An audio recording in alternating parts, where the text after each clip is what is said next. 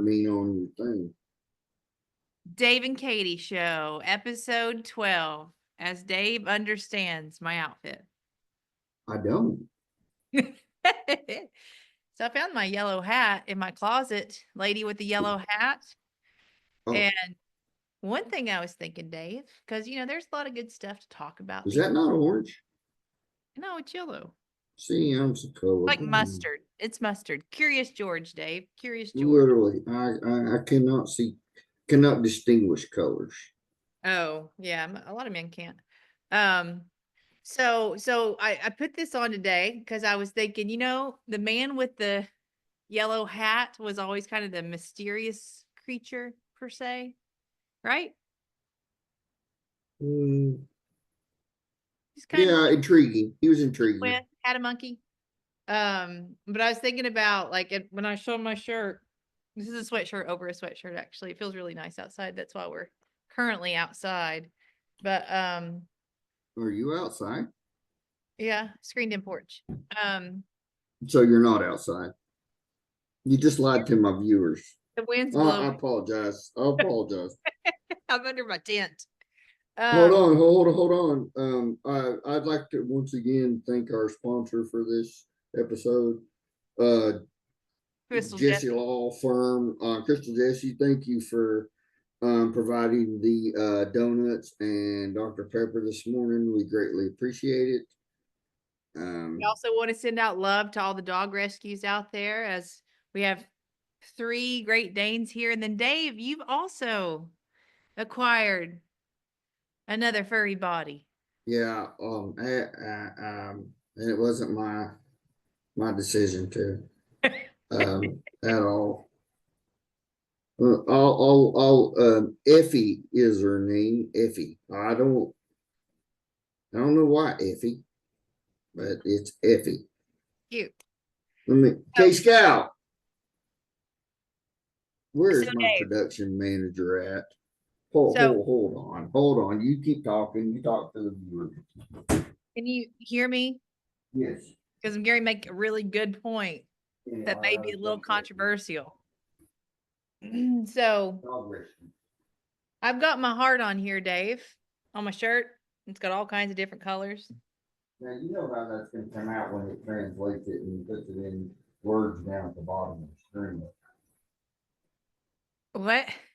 You know what that's going to do when you go to put it. When the transcription Yes. learns my accent. Okay, here's our pet rescue. Oh, Effie. Oh, this is Effie. How old is Effie bites. How old is she? 8 weeks. 8 weeks old. yesterday. And she bites everything. And I mean everything.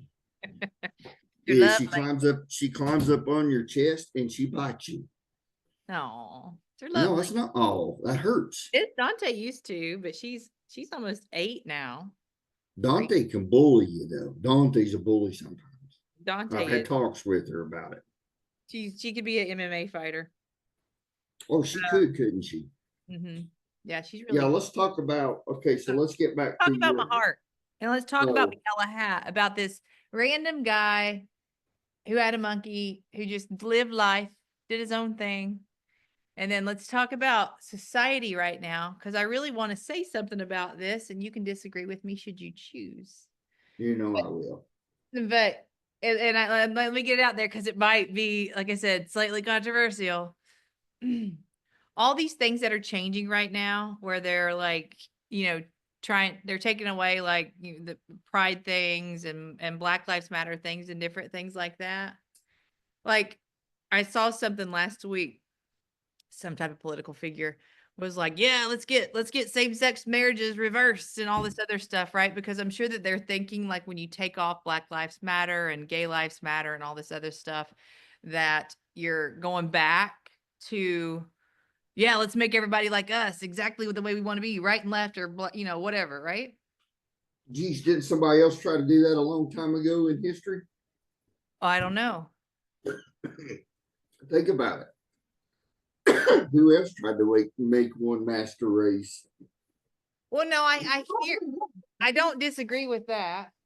But here's my question. Dante, come here. Here's my question. Whose business is it for me to be in your business and care who you love or who you don't love or what you look like? It's not your business. That's right.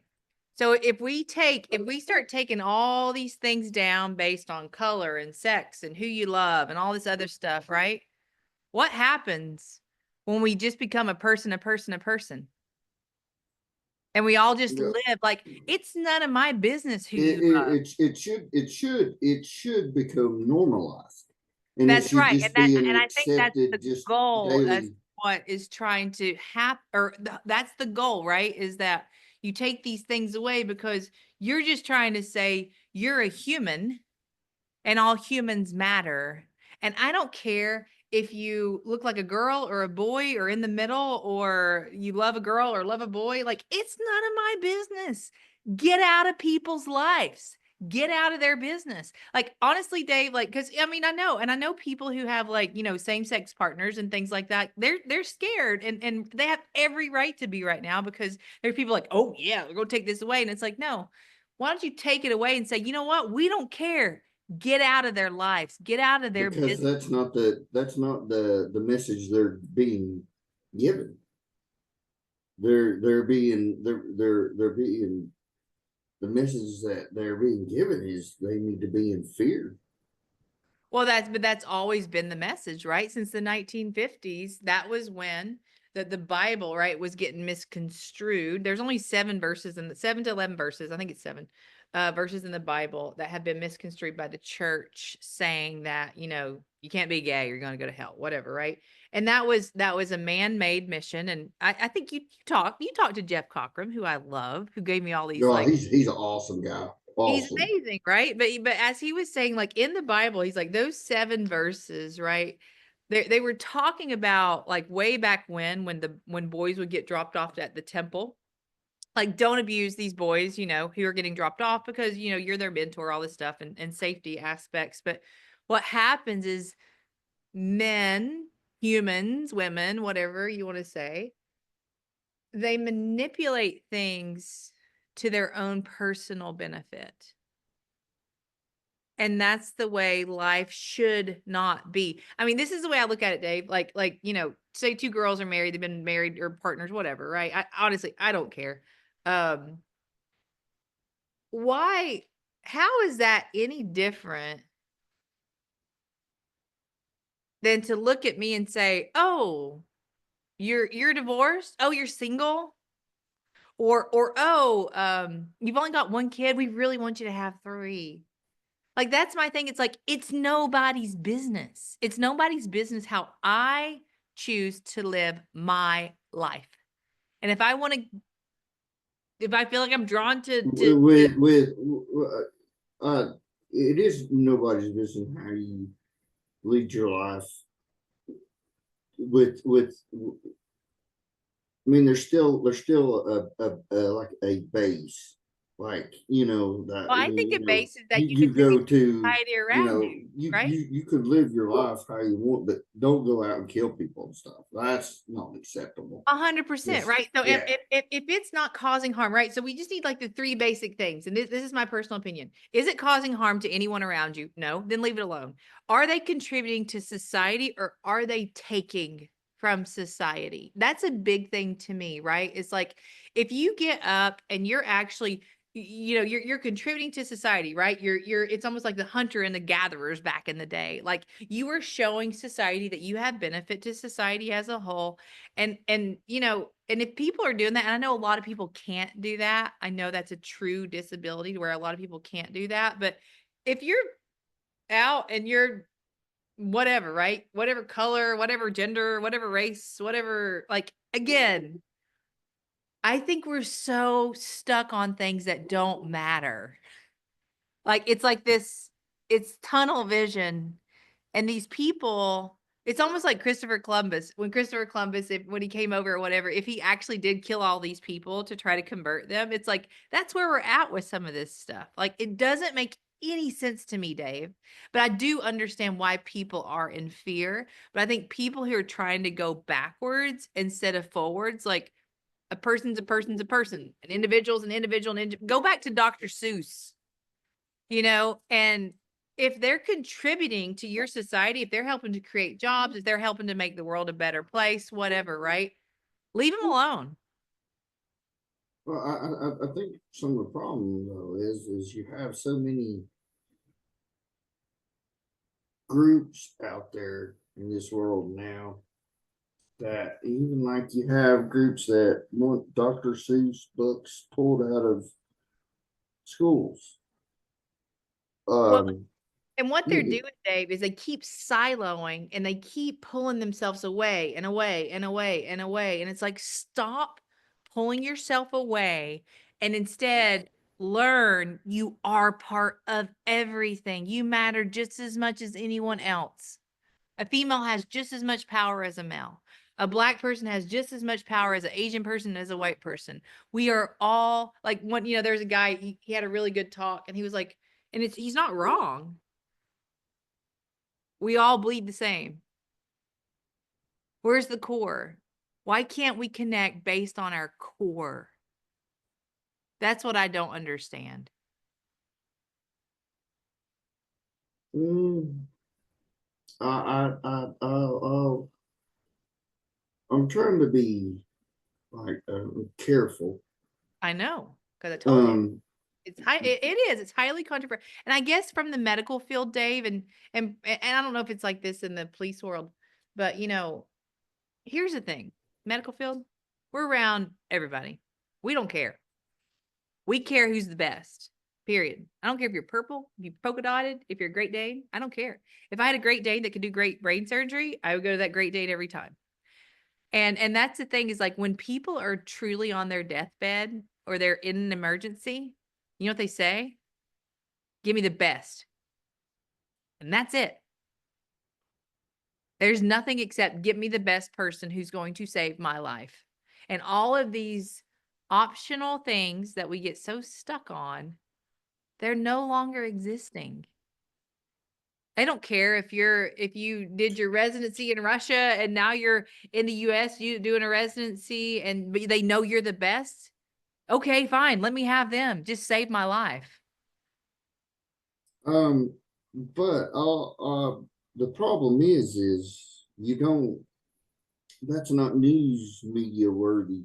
The news media is going to bring out the one person that has the I don't want this doctor touching me because he's not an American, and then it gets blown up, and the news media, your local TV station first reports it, and then it takes off and it's a wildfire, and then it's on CNN and everything else, and that's what gets the attention. It's not the Not the coming together, it's former. pulling It's apart. not the former white supremacist that changed his beliefs and values and just had a heart transplant done by somebody from say I don't know, some other country. They're not considered a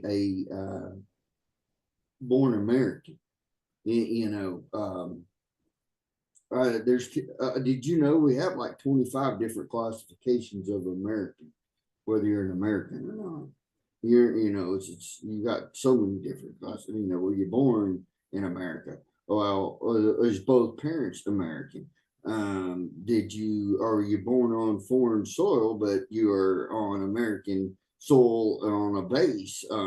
Yeah, no, we're human beings. That's the bottom line. I'm a human being first and foremost. That's right. Yeah, exactly. And I mean, it's like I guess, and you're right, Dave. You're right. The catty, superficial stuff that news media gets stuck on grabs the quickest attention from people's pettiness. And that's why they silo a lot of these things a lot of times. And then it becomes real, right? It becomes their narrative, part of their narrative. So it would be interesting if the news would make it a priority to connect each other, and then they could focus on real things, right? Like real things that are like super exciting that could grab people, right? Like sex trafficking, like like big pharma, the RICO Act, right? With all those things that they're looking at now. Like those are really things that truly, like insurance companies, like those are things that truly matter, that as a whole, if you could connect all of these people together, do you know how much power we would have to actually address bigger things? I feel like I'm setting myself up to get shot by the bigger people now, because might be what they do, is they might silo the crowds to keep them all weaker so they can't actually address the bigger plays.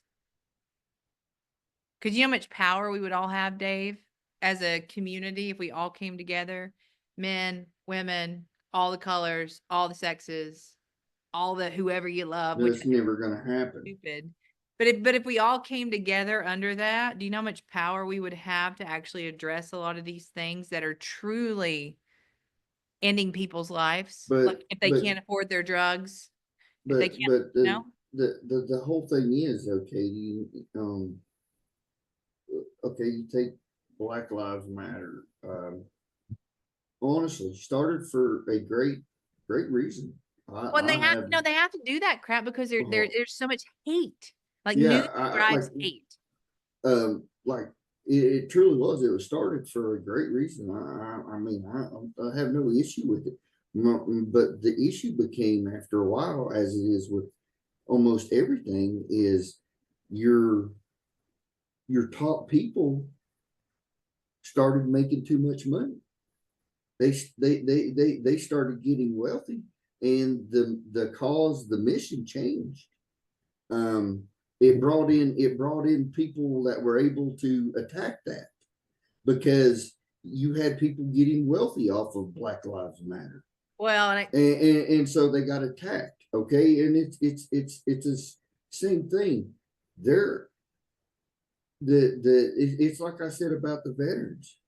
You got some that are making a ton of money with this organization, and people get upset with that.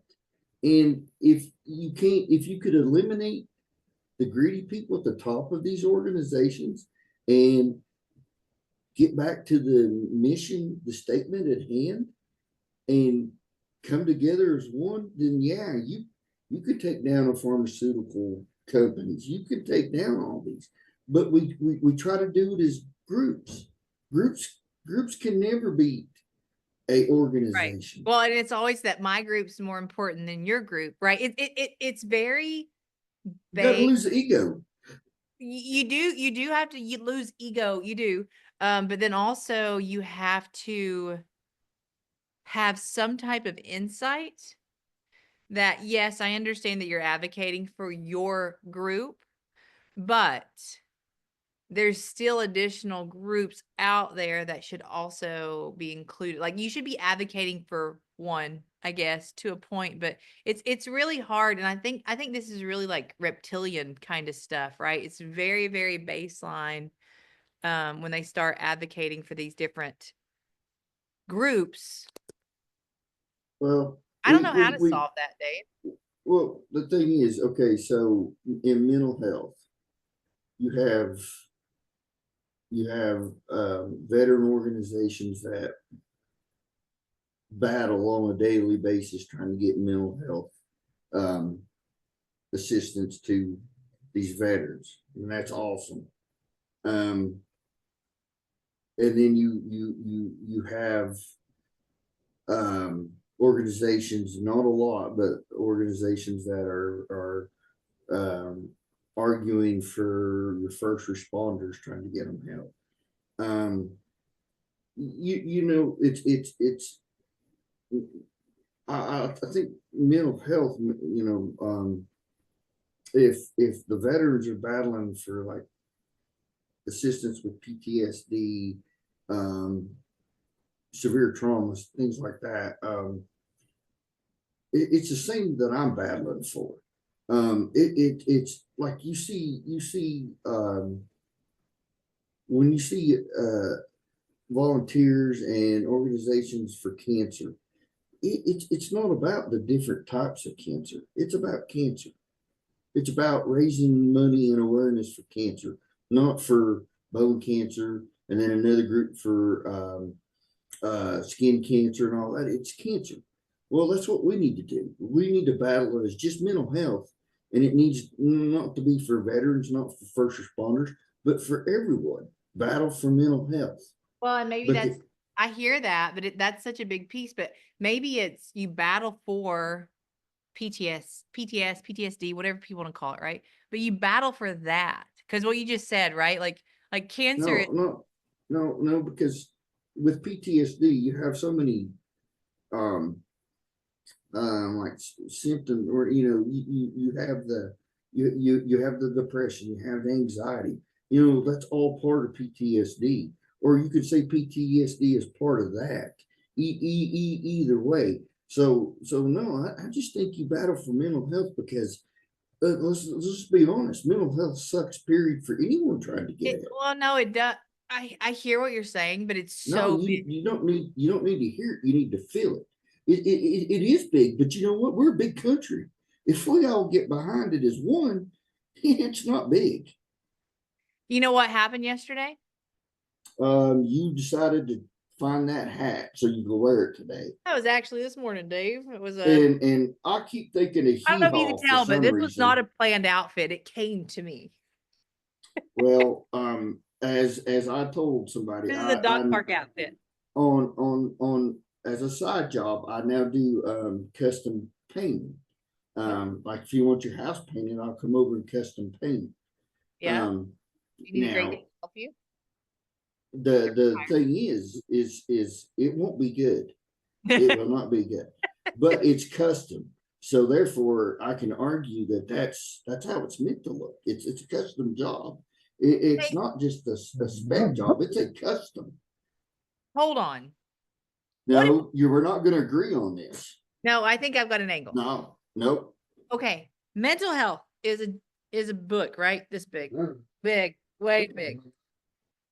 Dante, she's already in agreement with what I'm saying. What if we did, right? Mental health is a disease. Hold on. What if we did a book, mental health?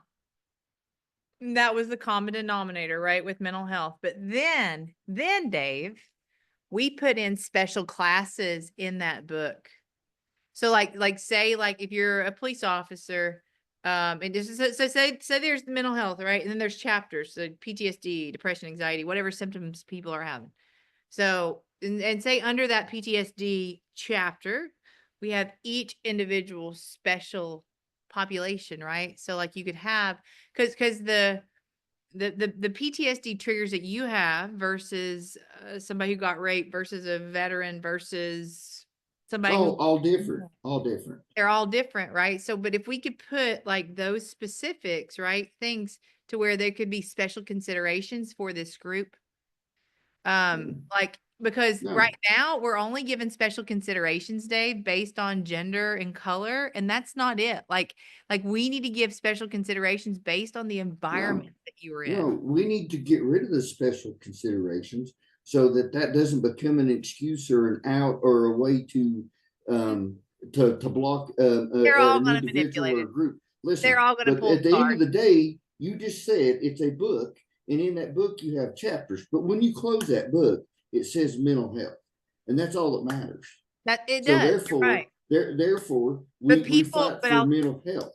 We don't fight for PTSD slash anxiety on the next chapter because it's all it's all it's one. Yes. all one. So we But close that, and we don't give them an option to decide if a Hispanic person or a white person or I'm not putting color and a race in there. That doesn't matter to me. okay, It right. matters So to me the environment you were raised in. you can't control the environment you're raised in. I realize I do. I realize that. But if I came, Dave, if I would have made it right in the Middle East when they were killing women all the time, and maybe it's still happening, uh, I wouldn't have made it this far in life. I would already be dead, more than likely, right? Yeah, yes, I High agree. chance I would have been stoned. But if I came from that environment, right? If I grew up in that, there would be special considerations for me because that's what I grew up with. That's what I know. That's how I know not to speak as much as I do now, things like that. But like, I think what it is, Dave, is people, if they're not properly educated on these things, they're afraid to say anything. And that being afraid to say anything eventually turns into hate. Like fear eventually turns into hate. Listen, You have to I, understand too, Dave. You and I are anomalies in this because we're community servants. We've been dropped off in the middle. Nobody speaks English. Nobody cares what color. We're just trying to find the common denominator here to make the situation better. We have those skills, Dave. Most of the public do not have those skills. let me just let me because this causes me a lot of anger and I hate to say it, but almost hatred. Which I I think. begged, I truly did. I begged local TV stations to do a piece about revivalists and PTSD and the battle that I was going through on with the state on whether or not I could, and they wouldn't even acknowledge an email and say we're not interested. I can call them tomorrow and tell them there's 15 puppies been abandoned out on the side of the road, and they'll have a crew out there, and they'll do at least five episodes on it. You're not And I wrong. got no problem with that. Puppies need, animals need to be, they need help. But the thing is that the puppy little Dante's gonna bit get offended. You better be careful the way you talk about her. is gonna draw in ahs and oohs and all kinds of stuff. When you set a human being down there and you say my life, I feel like my life is not worth living anymore. I got no support from the state. I struggle with why I should live through the rest of today. They won't put that on there because you know why? They don't want to make grandma upset. Yeah, They it's too want to tug at her heart with 5 little puppies on the side of the road. They don't want to tug at her heart that she needs to get active and try to help people that are struggling with mental health. It's a dog and pony show, and I'm the shit at the stall that they're picking up and throwing in the waste can. Well, that's what it boils down to. So let's go back to because I have a real problem with you get on and it's great that you're getting out there and being seen on TV with the thing with WJHL and all. But Did the you only reason why yesterday? you're doing that is because you probably had to pay them. Why should you have Oh to pay yeah, them? you have to pay Yeah, all. why shouldn't they have came and did a Nobody piece will on do me? anything for And the right you thing. I've got a good friend, and I hadn't talked to him in a while because we one when I got out of law enforcement, he's still in law enforcement with the sheriff's department, but and I tend to isolate. I don't talk to very many people nowadays, but we were talking the other night because at one time he said, hey, if your company hires, he says, I let me know. I wouldn't care to get out of it. And I was talking to him the other night, and I said, I just don't feel like it'd be a good job because you travel so much, and he's got two small kids. And I said, I'd feel bad you being away. And he said, well, he said he's working on something, and he goes, he said after I got shot at 3 years ago, he said it changed my perspective.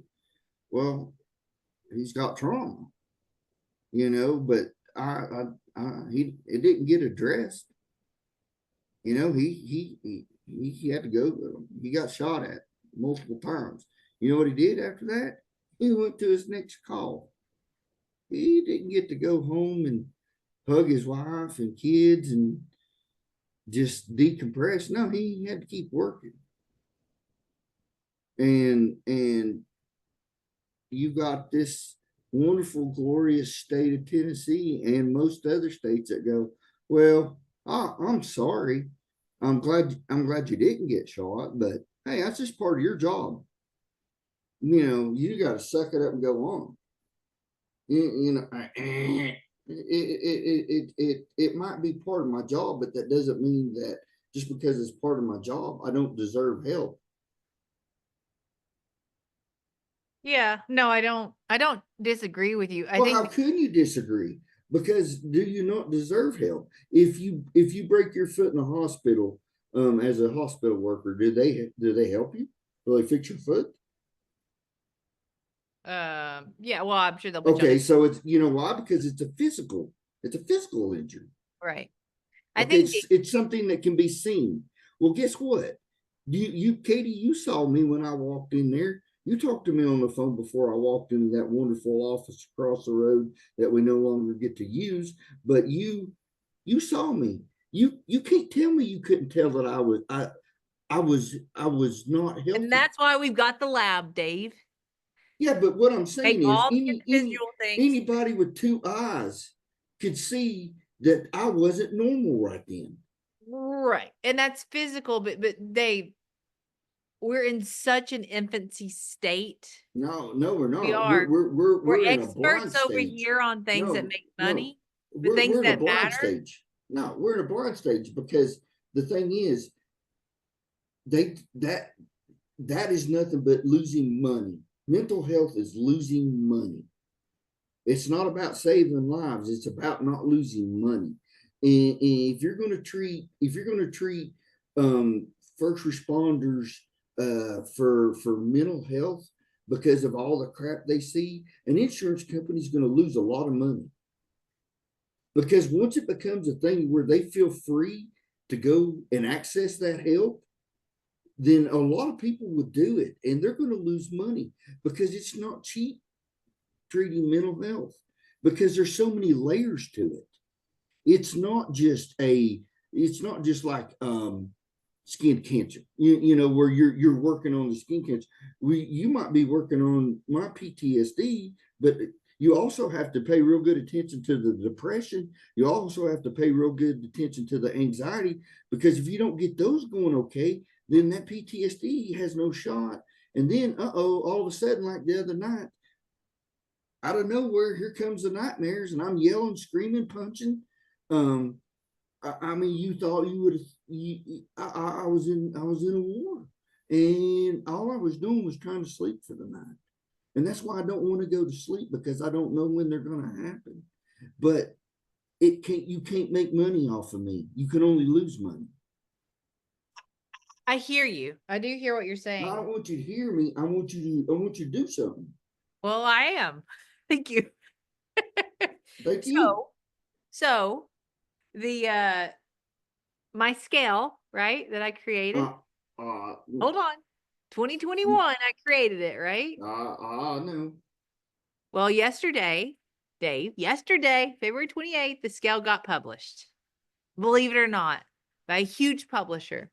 Hey, listen, it's a good scale. Me personally, my struggles with it and stuff like that, but 100%, that was a great thing. I Well, still and will now we can always, take away all the other scales that have triggering language. They all get to go away. Now there's 5 questions that addresses all of it, right? yeah, but it's like I said, and I may have already talked about it, but when I spoke with um, one of your employees on the phone when we were working on that one medicine, and she goes, "Have you had suicidal thoughts?" And I said, "I I can't answer that question because I know what obligation you have if I answer it correctly, if I answer it truthfully." And I said, "That's not fair to me or you." And I said, though, I mean, with common sense to tell you, yeah, I have. had suicidal thoughts. I mean, I'm struggling mentally. That's always going to be an attractive. It is.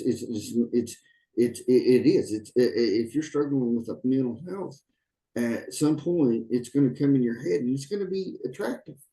But you want it to It's, stop. And I yeah. think that's the way it stops. As you know, we But we need to take that off of our healthcare providers and say, okay, if they answer yes, they do have suicidal thoughts. That doesn't automatically mean that we need to do a 72-hour observation on them.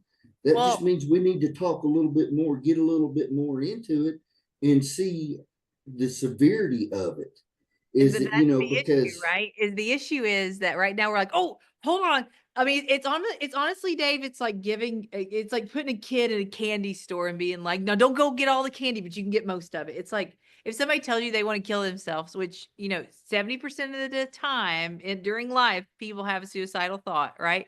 It's very common. So, but it's like when somebody tells you that they're trying to be honest, we're like, hold on, shut him down, put him in a lockdown room for 72 hours. Okay, now do you want to hurt yourself anymore? And of course, these people are going to be like, no, no, I don't want to anymore. Suicidal thoughts don't go away in 72 hours.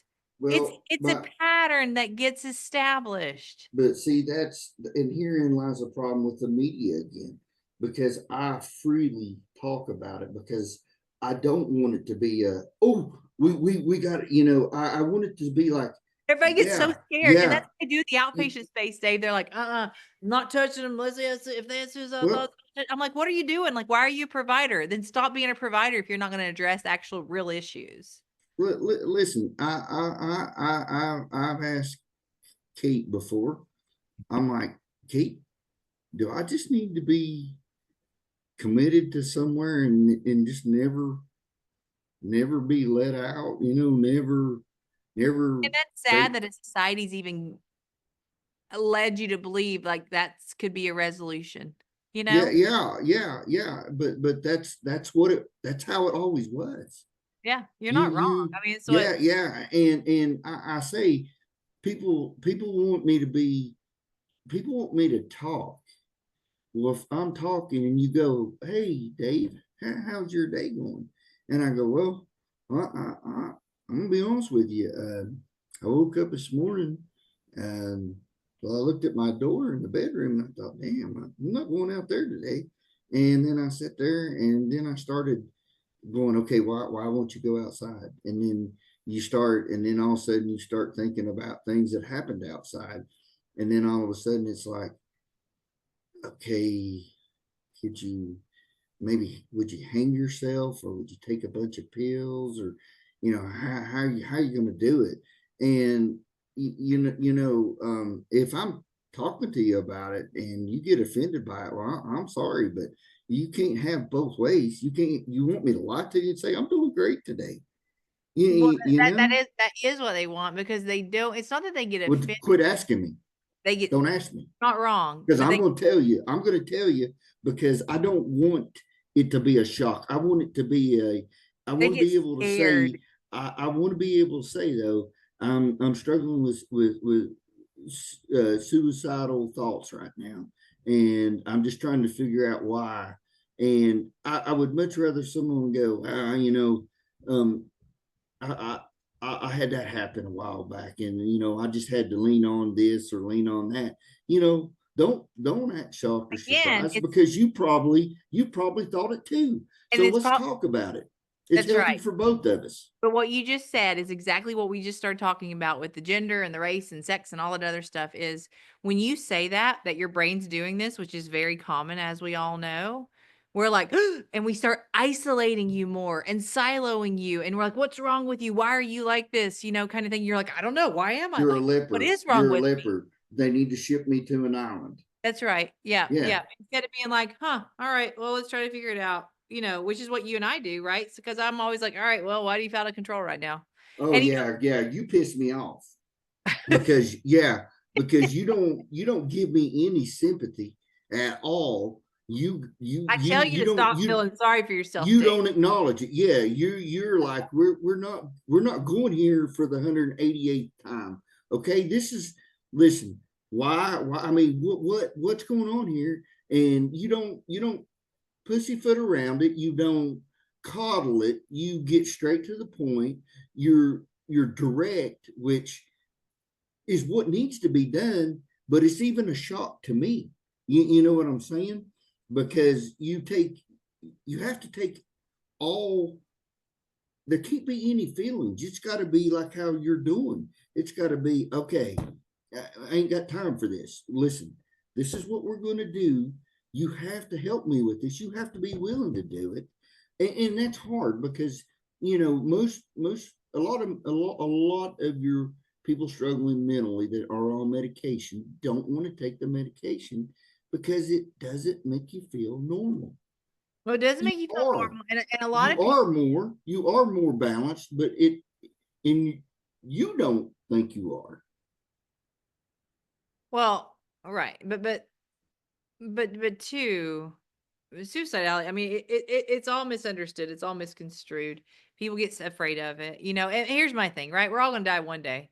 Are you going to do it optionally or are you going to do it when the world takes you? Right. I mean, that's kind of the way I view it, to where, it's whatever it happens. Um, I think, and this is what makes me angry with suicidality, I think more so, and this is probably why you and I have the conversations that we have.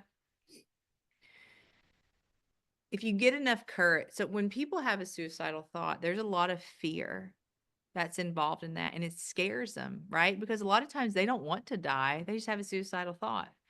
And when you go into your trusted provider who's supposed to make you feel better or to help you with their specialized ways or whatever, and then you tell them, they make the fear that you first felt worse.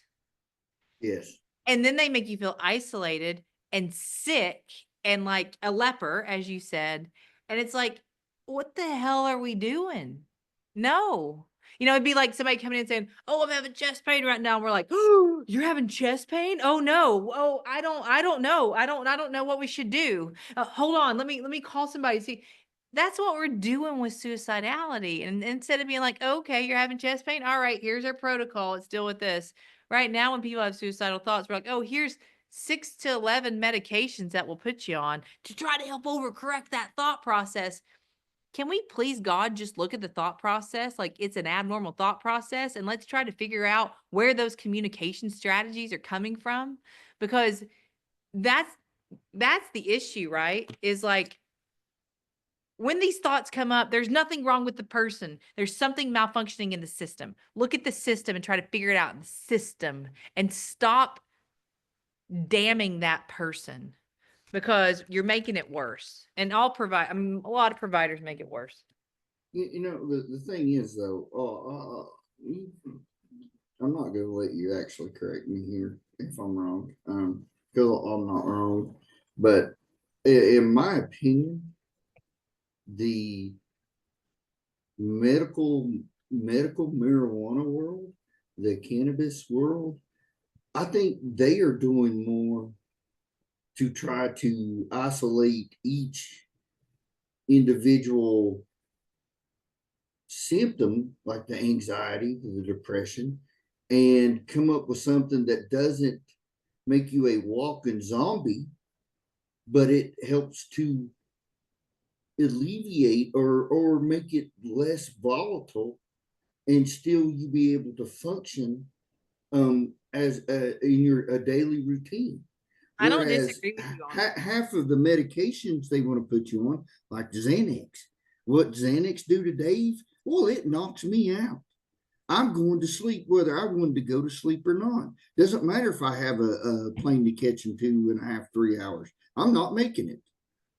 But Well, yet right, because it shuts your we system as down.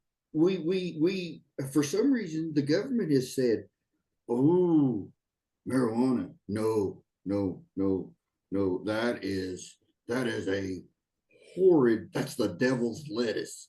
We cannot, you are not, mushrooms, no, no, no, no, no, they go in a salad only, maybe on a hamburger every now and then. Well, no, no, Hamburger. you know what the problem is all of a sudden your pharmaceutical companies, they're not the ones making it, so therefore they're not making Rico. money. Rico law. Um, So they're not making money. So you know what? We just make it illegal. I That's don't how we disagree. solve that. I don't disagree with you on the cannabis aspect. I think you're right. The cannabis world normalizes mental health, and they just expect everybody's a little crazy. Yes, and they work on how can we make their day a little better out of it. Right, right. And they're not You're saying not they're wrong. curing it. They're not saying they're curing it. They're saying we've come up with this strain to help you get through the day at what you would consider a more normal day for you. Yeah. We're No, I we're hear not that. I mean, curing you. We're not curing you because I say it's an illness, and illnesses can be cured, but this I don't know you that you cure mental health. I think you you develop in a perfect world. It's not that I would get cured because there's some things I like. There's some it's an things evolution. well, there's some things that I like about what happened to me because I am a more caring person. I am a more thoughtful person. Um, and I don't want those to go away. But what I want to be able to do is say, hey, Katie, I'm gonna be in Knoxville tomorrow. I'll pick you up. We're going to lunch, and we go out to lunch. And I'm just enjoying being at lunch with Katie. I'm not worried about everything that's going on in 20 miles of me, listening for every sound, trying to hear, trying to look, trying to watch. I'm just sitting there going, well, I'm not sure why your hat's there, Katie. I mean, it's not really a good look on you. Let's talk about that.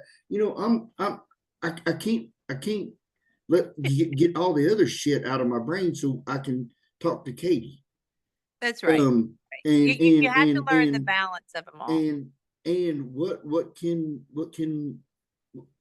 marijuana do from a medicinal purpose? Well, it can allow me to have that conversation because it slows my brain down like ketamine does. It Right. doesn't. There's a difference between the ketamine and the marijuana, but there's also um, same attributes. They both slow my brain down. One slows it down to where I can have a conversation with you and have a great time, but it's going to wear off. The other one, the ketamine, it's a longer process, and it's healing the brain as it's letting it slow down. And I don't have to eat another gummy tomorrow. That ketamine is still doing its job, and it's still doing its job a month from now. But to tell me that eat a gummy that is regulated in a dispensary. It has regulations that it must meet in order to be sold. Okay, that's the same as going to the pharmacy and getting pills. There's no difference, and the only difference is now between a booster when I'm having that shitty kind of day, I can eat a gummy and I can go on down the road and keep doing my job. I'm not eating a gummy to get high. You can get higher with gummies. You can go in there and you can ask a bud tender, hey, I want to get stoned. Well, what do you recommend? And they're going to recommend something. You can go in and say, hey, my anxiety is just so bad this month. Like it's been horrible. Can you what's your suggestion? And these people know what they're talking about. And they tell you, and they'll say, try this. If it doesn't work, come back and I've got something else we can try, but I think this will work for you. And you know what? 90% of the time, they're right. But you know what the government says? It's a devil's lettuce. Yeah, no, I hear what you're saying. I don't disagree with you at all. My biggest thing in the cannabis sector is the warnings. I mean, of course, big pharma has to have way more warnings than what they have now. They also, I think that they should also tell you how to get off their medications, which none of them tell you how to do that. They don't want you off of them. I know, but I still think that that is a pretty good class action lawsuit, because their studies don't say that you stay on them forever. So it's like if you're going based off recommendations on a study, well, shouldn't you start taking people off of it when the study time ended? Yeah, probably so. But my biggest thing with cannabis, and again, it's just who we are in life. if you can learn to do things in moderation, if you can learn to take it when you need to, like you recognize, right? What you just said was like my whole garage theory, like when the cars are all like backed up and stuff. Like the way that I look at the brain, Dave, is I put it in boxes or categories or chapter books, right? So say if our brain is a chapter book, when our brain's functioning well, you can go to lunch with Katie and open up chapter 1, lunch with Katie.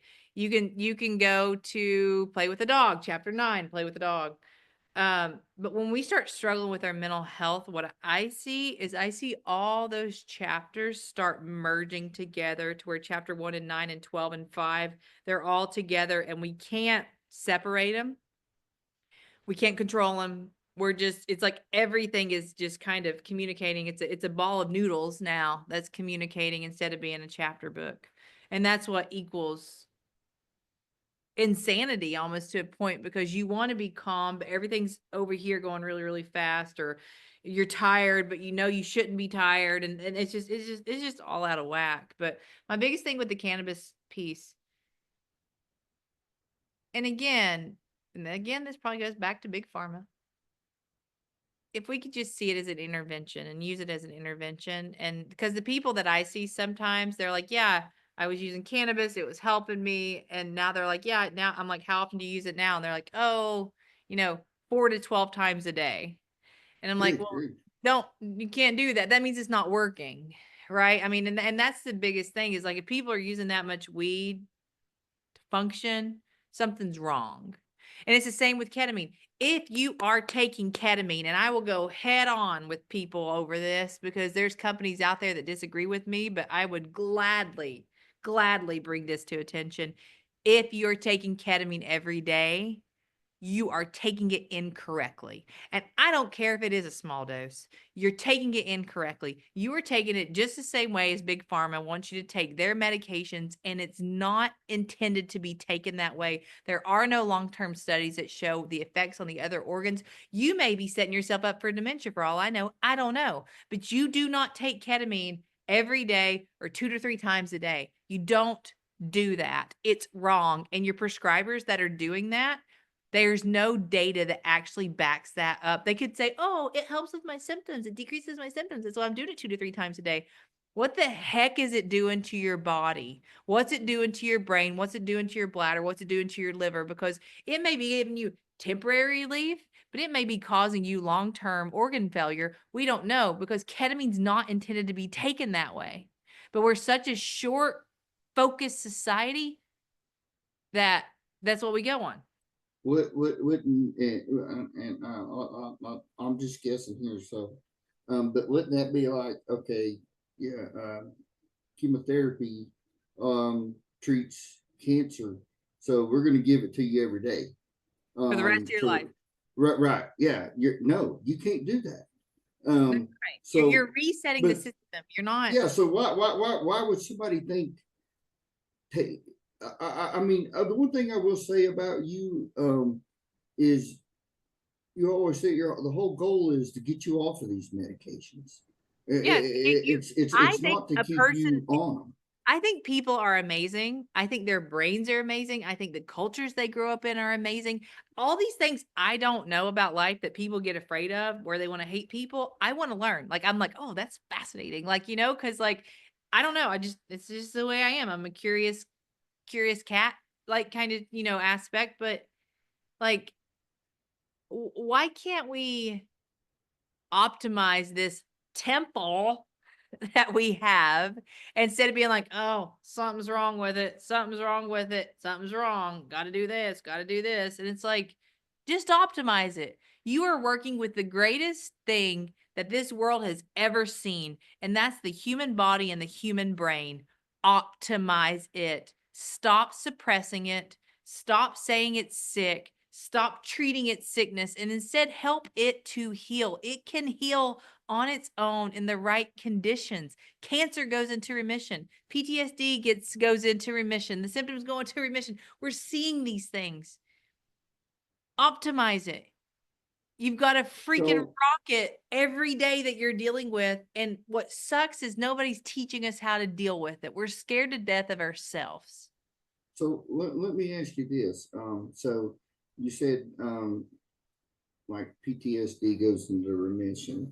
So like, let's just use me because, I'm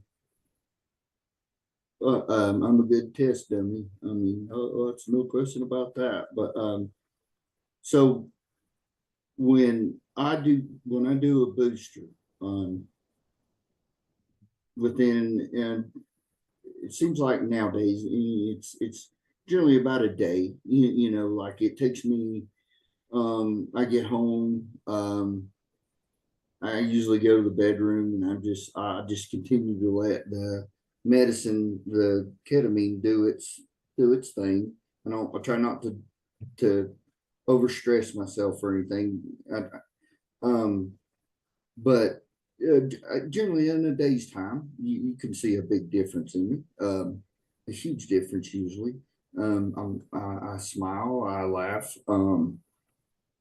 But yeah, I mean, it is just going like, it's not curing me. We've talked about that. I'm not one that's got lucky enough to where it's finally connected something up there where it doesn't get out of tune as often. Um, but it is like putting it in remission.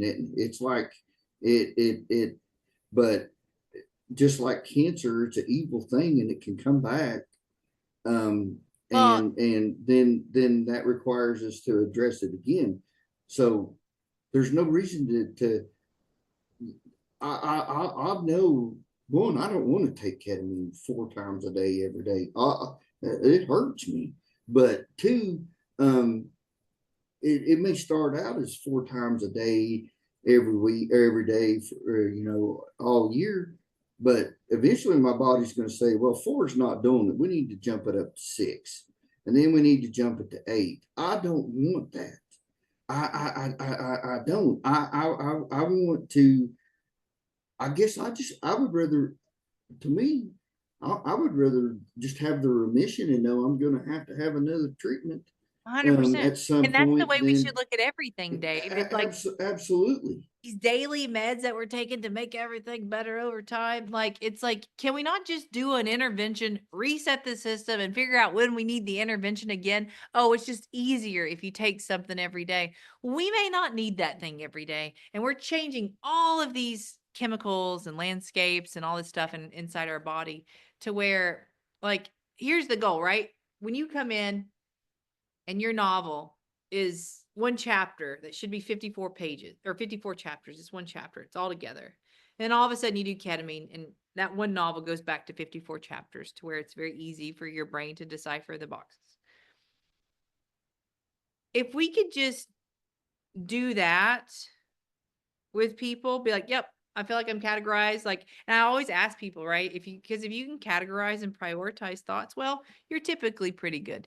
If you can't categorize and prioritize thoughts, well, you're struggling with something. Something's malfunctioning in there. So it's like, if we see that we're like, oh, my book's back, well, then we should start like tapering things down or like, I mean, because this is a chemical project. This whole body brain thing, there's a chemical reaction and there's physical reactions. There's all these chemical agents going on at all times.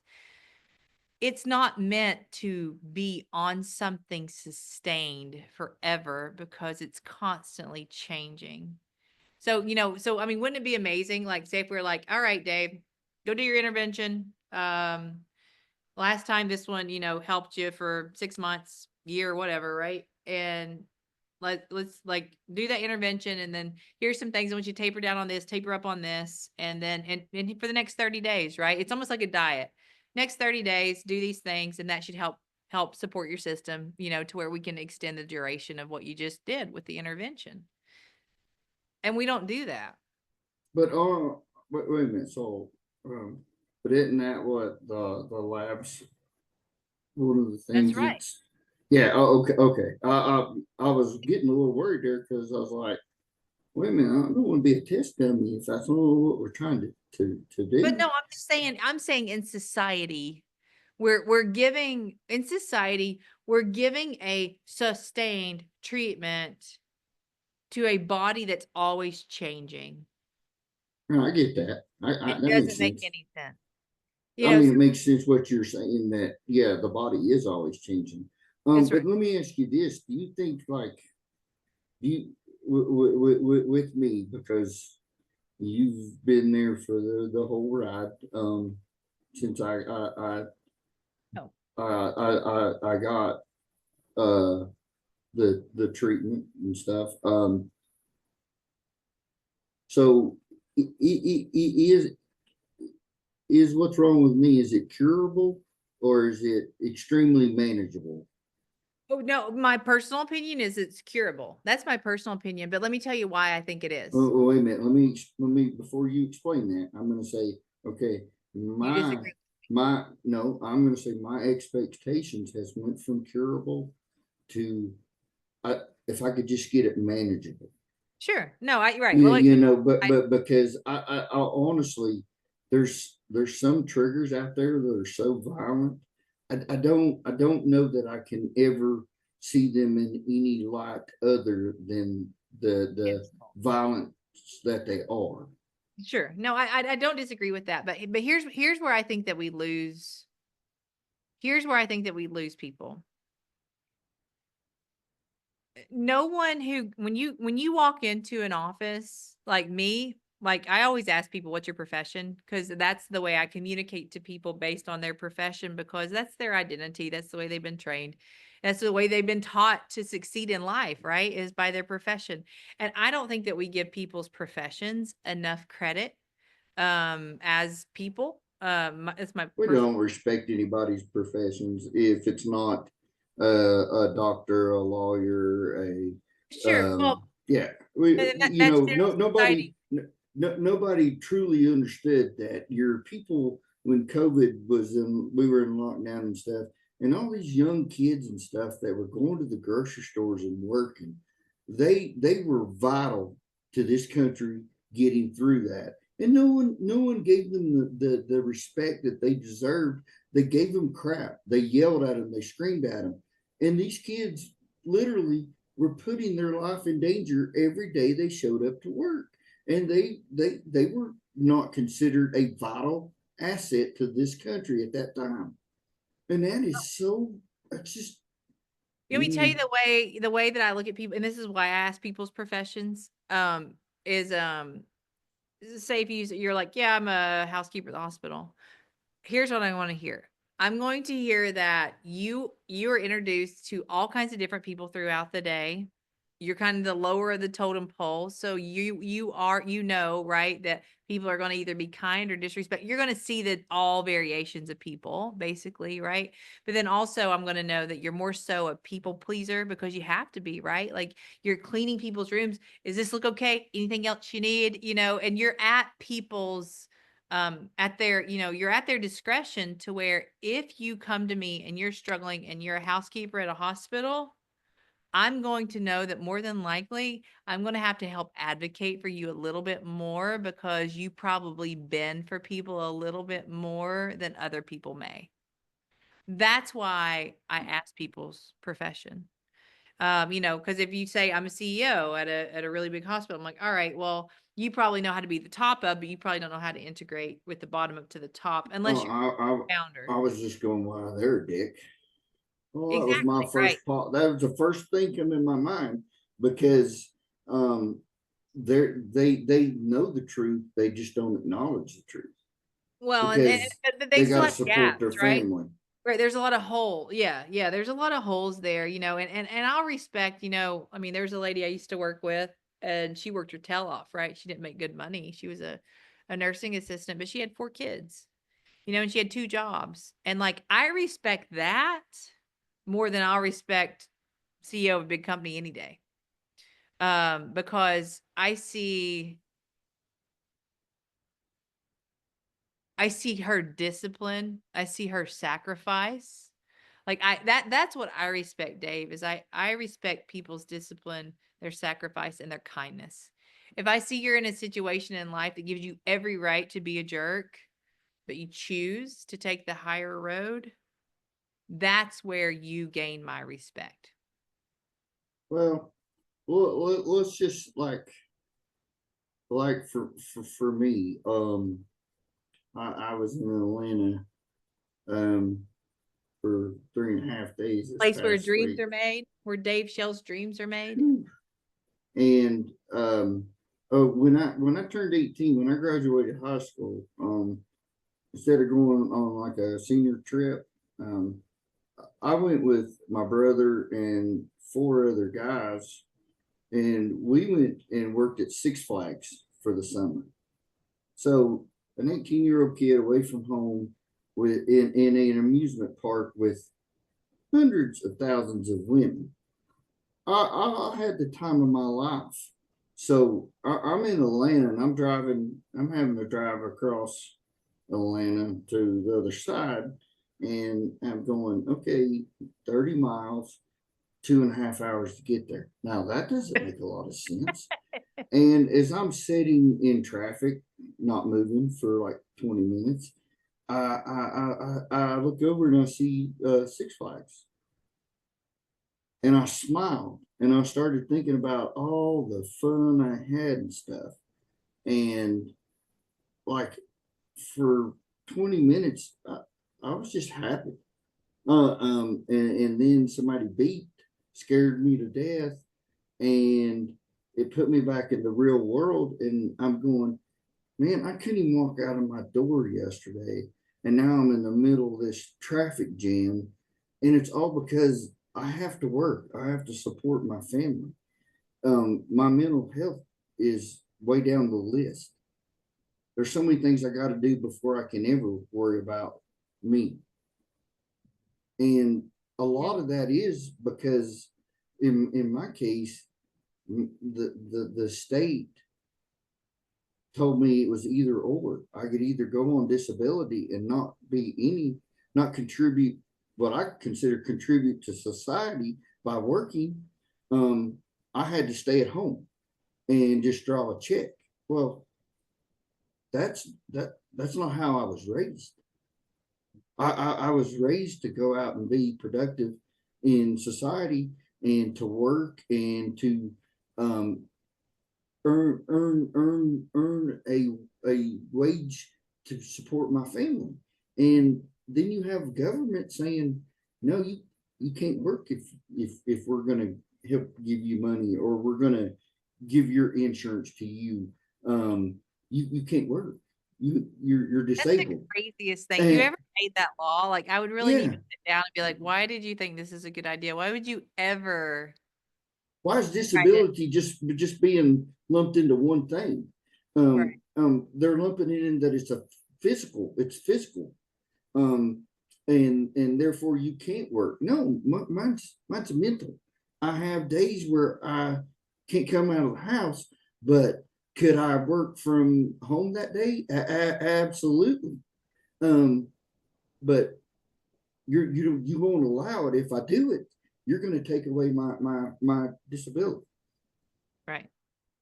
I mean, Hello. that right there is such discrimination, and I think that's where I get so angry, Dave, is we are discriminating. We're so focused on like the gender and the sex and color thing, but we're discriminating on so many deeper levels that we just can't even see. Like your whole situation, like that's a huge discrimination.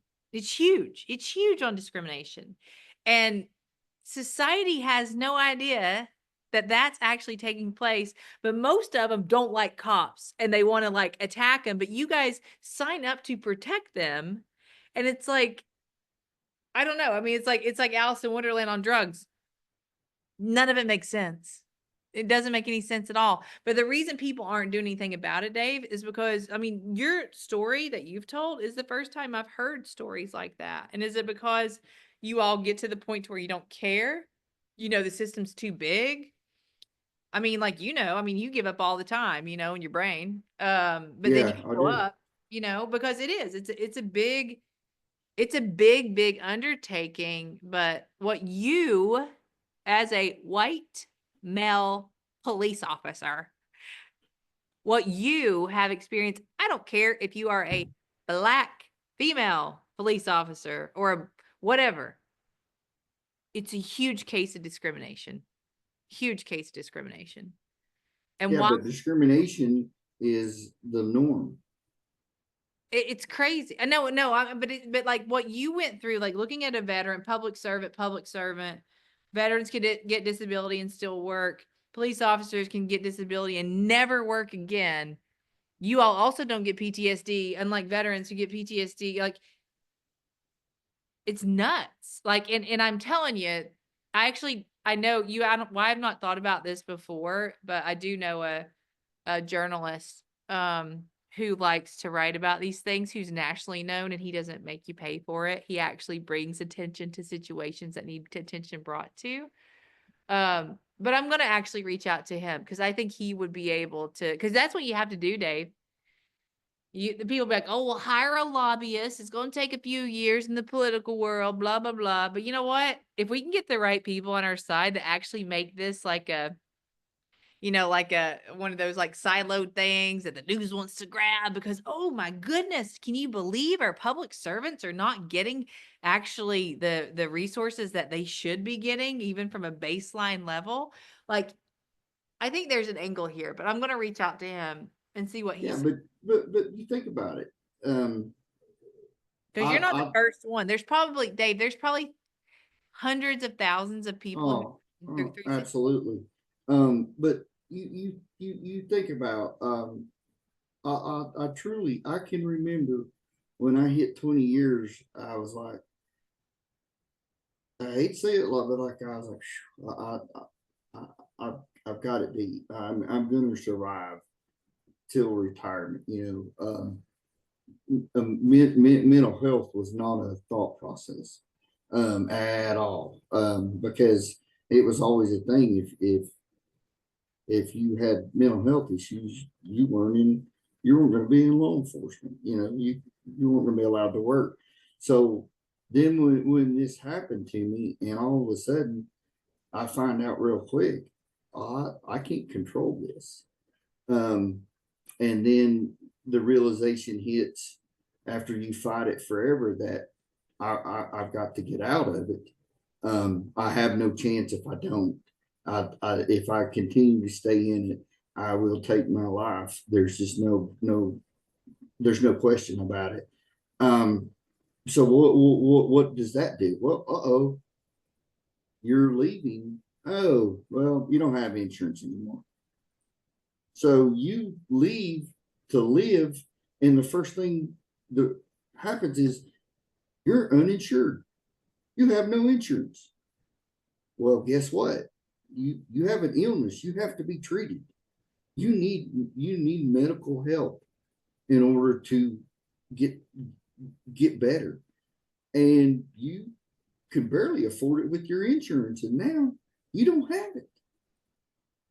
So all you did was throw me to the wolves right. Somebody who sacrificed and daily, who put their life walk away daily. That's right. You walked away and you didn't give a shit. And you know what? That's okay. You don't have to, because you know why? Our government should be saying, no, we give a shit. We appreciate you going to work every day with the potential of it being an inherent part of your job that you get shot and killed. Oh, if that happens, you'll be celebrated. You'll be a hero if you die in the line of duty. Well, your family will be in better shape because they're going to be taken care of. But wait a minute. You you got out so that, one, that didn't happen to you, and two, you didn't cause somebody that was working beside you to get harmed or hurt or killed because you couldn't do your job correctly. So your reward is here you go, Mr. Lion, Mr. Wolf. Here's you some food. Catch it. And you close the door and you leave, and that person is forgotten about forever. You know why? Because it's like tires. You're used. You're worn out. You're defective. Time for a new set. You know what you do? You go to your list and go, okay, this is the next hire on our list. Let's go ahead and get them in the office and How get them many started. police officers get, when they quit their job, how many of them get screened for the damage that I've never, they don't have at you all? ever heard? I mean, have you ever heard? No. And I wonder what the average career is for a police officer now. Man, I would be curious to know that. That's I know, when I started, when I went to Greenville from Belton, like Bailey. get Belton, when getting on at Greenville, it was hard, because they paid better than average, and people that got there, they stayed there, and now, they do good to have like 10 or 15 qualified people taking the test. Well, yeah. Well, yeah. Yeah. No, you're And not why would they want to? right. What, yeah, there I are no mean, incentives. If it's anything, the, it's well, reversed. listen, kids have gotten smarter. It's this society is run on money. So why do you want to take a job as a public servant, not making very much money, and putting up with the things you put up with? Mm-hmm. You know, I mean, It's um, sad. It's and, really sad. and literally you're under a microscope, and individuals have brought that microscope on because of the horrible things that they did in at representing a law enforcement person, but they were just a bad person. You know, and there's bad people in every profession.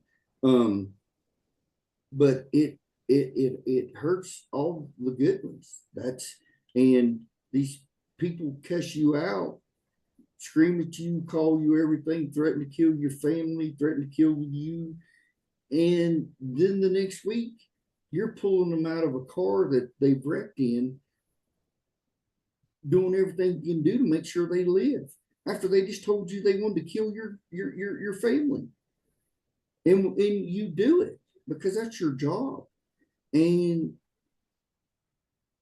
you you're gonna tell me it doesn't screw with you, doesn't mess your head up, you know, because what would a normal person think? Ah, screw you, buddy. Hey, how can you kill my family when you're crushed in that car right now, you little bitch? Yeah, see you, and turn around and leave like they did me when they That's threw like me into the wolf that's pen. like that's like when I was in the hospital and you'd have somebody on the ventilator and they walk, and I know they're angry at everybody, but they walk by, or you walk by them and they're like, and you're like, do you realize? I mean, like you have a tube down your throat, you can't breathe, you're flipping off the people that are trying to help you right now. And I understand that you're angry, but it's like they're angry at the system. But buddy, it as people, right, Dave? You have to find that one target to take all of somebody's got to be blamed for it. And Yeah, that's and you know, unfortunately, that's what happens, right? With police officers, you got people in vulnerable situations. You're coming down sure. like, and you are the one who I get to hate. And then you know what that officer does? He goes home and he takes it out on his spouse. Right. And then you know what happens? You get divorced. And that's why the divorce rate is so high. Yep. Is Or because they drink. yeah, you've got to you've You got have to to have take an it out outlet. also. Yeah. Right. You have to have Yeah. an outlet somewhere, and no one's talking about healthy outlets. We're just going to our innate outlets that come to the surface first. Well,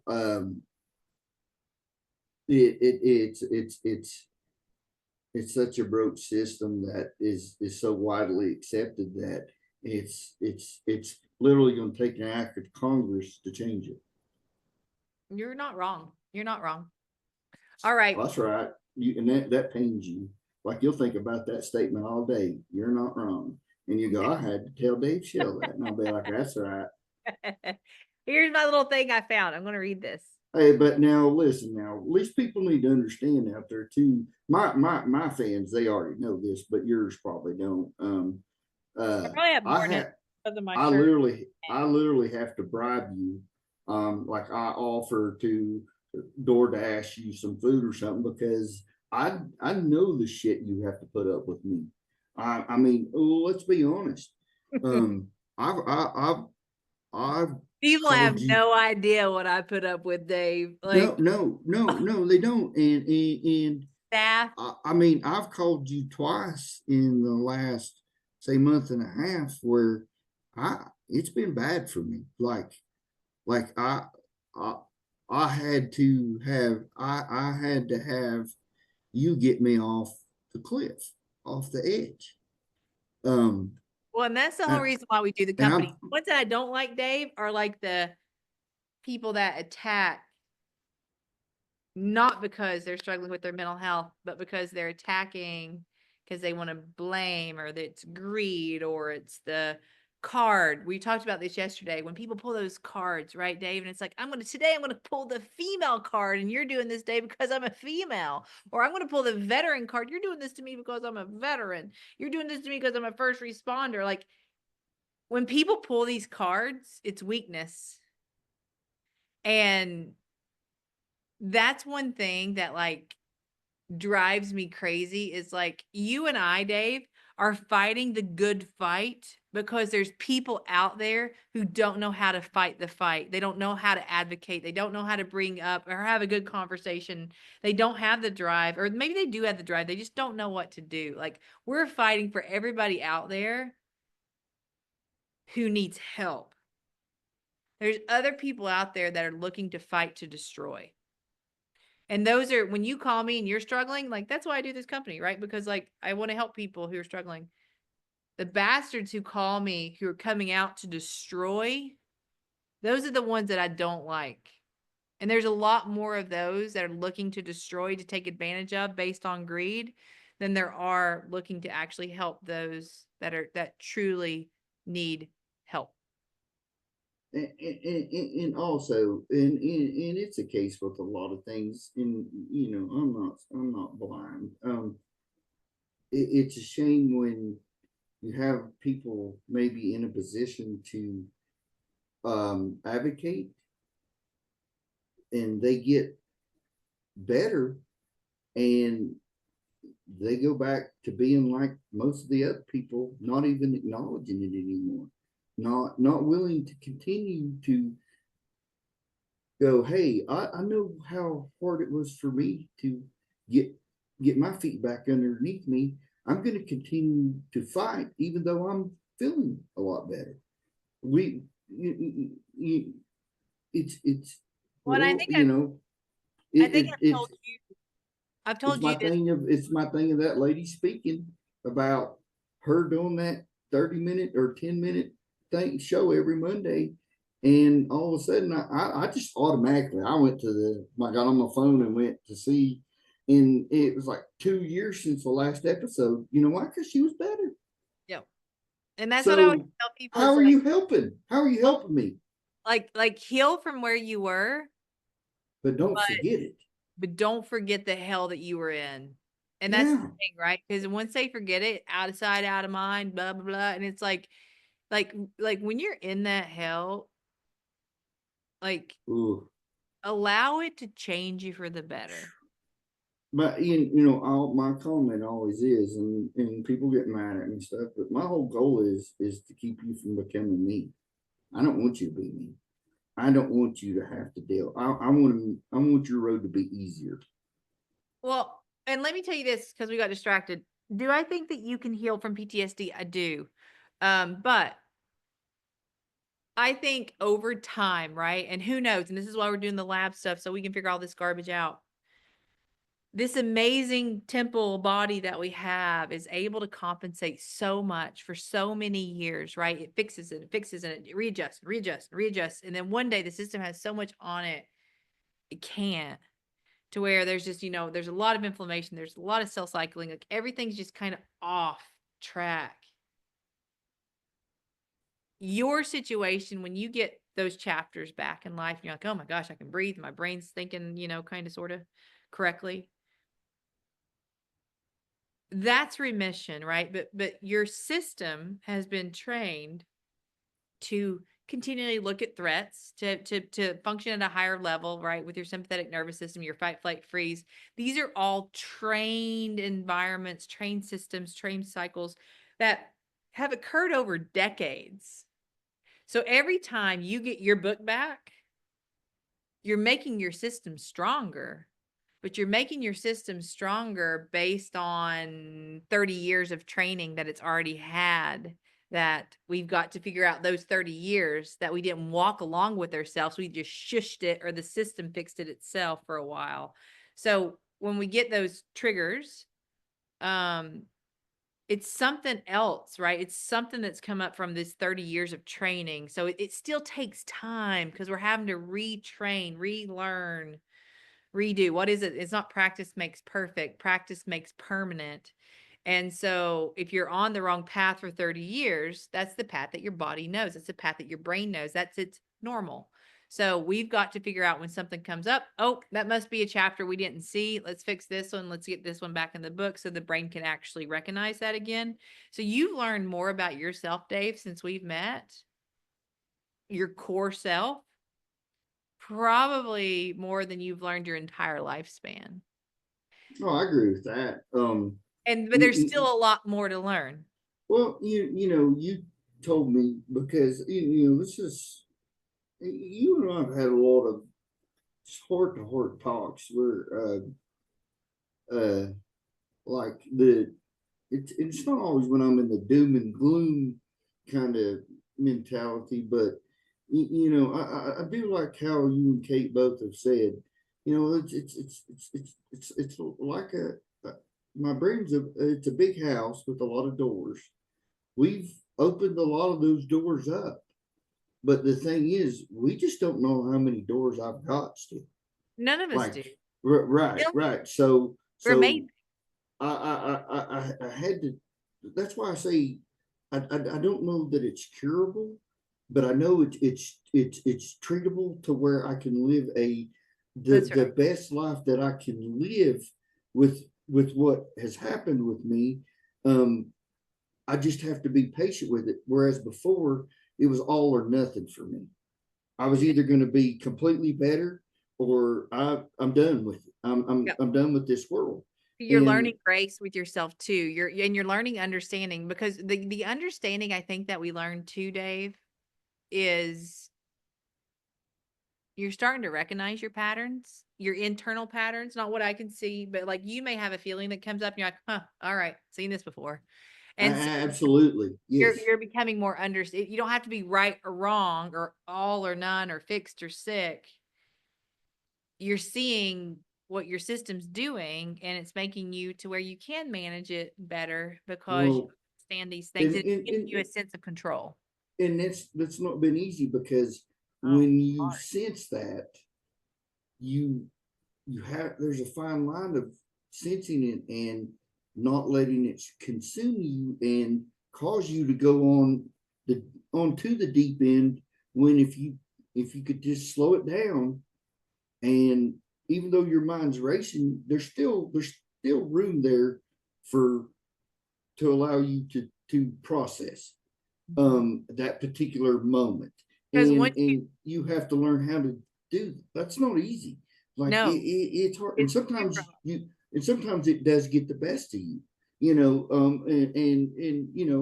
I've had boosters because it got the best of me, or because there's a difference. um I always get asked, well, what do you think triggered it?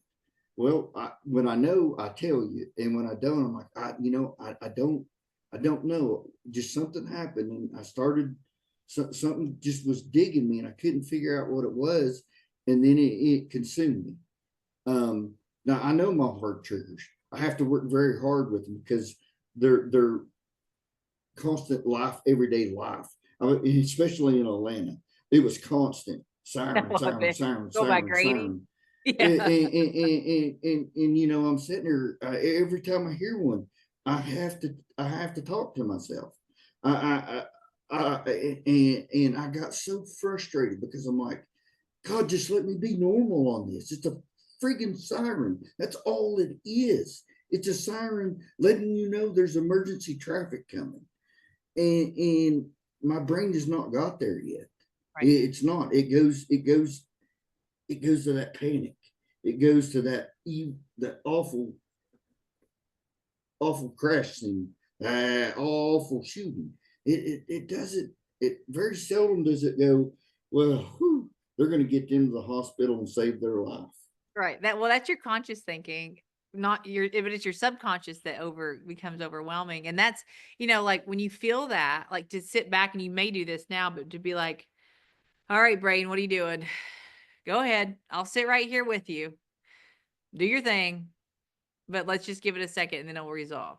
And Uh, if we yeah, can it's give it but that you live in space. fear of the time it doesn't Sure. resolve itself.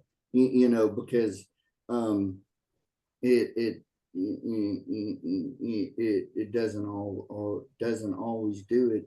And man, and it's not like I just, man, this has been a lot of years that we've had to get to even get me to this point Well, of you could probably where, not even say the word previously. I mean, it took you forever, I think, to even acknowledge it specifically. 100% it did.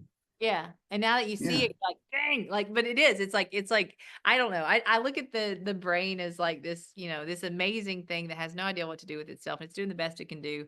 But it's like kids, like before the age of 4, when they become like, they're like running around the place and you can't tell them anything. And they like throw themselves on the ground and they're screaming, they're kicking, and there's like nothing wrong.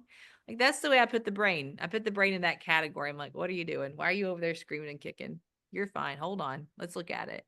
And if we can have Well, like conscious analyzation, it allows the brain to be like, oh, I don't have to be like this. I thought I had to.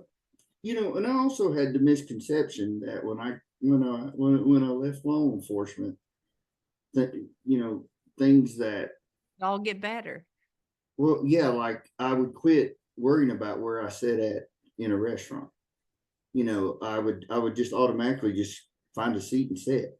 No, And it's you. It's and you've been trained. I would quit sitting there at a restaurant, and after I sit down, I'm rescanning the restaurant to see how many people's there. Does anybody look like maybe I need to pay a little more attention to them throughout the meal or whatever? I just thought that would go away, and I thought that would help. And my gosh, it doesn't go away, No, because that's what kept me alive for it's the way you've been 26 trained. years. It's who you are. It's part of you, right? And that's the same Yeah, thing for like veterans when they come back from the military, and I just can't imagine. well, right, but everybody's like, "Oh, you're back. Come on back. It's fine." Yeah. No, they have no idea now how to function as a trained warrior in a civilian population. Like it's additional step. It's not a step down, it's a step up. Well, they come into my world then, because Yeah. not everybody's a bad person. When Oh, when, when you're in a conflict, that's true. I can see that. everybody across from you is a bad person, pretty much. Okay, now they go from that mentality to they got to come back here to where some of the people across from you are bad people, but not everyone across from you is a bad person. So now you've got to work even harder to figure out who the bad person is. And that's tough. That's interesting. Whereas We need to talk whereas I go here. out there and I say everybody's a bad person, and I start trying to weed out and find the good people, because I have to assume everybody was going to hurt me. But And we should talk. you walk up with your hand on your gun and somebody goes, "Oh, why you got your hand on your gun, son? I ain't gonna hurt you." And you look at him going, "Who the hell are you? What's your name? I don't even know you. I've never met you. How do I know that you're not gonna hurt me?"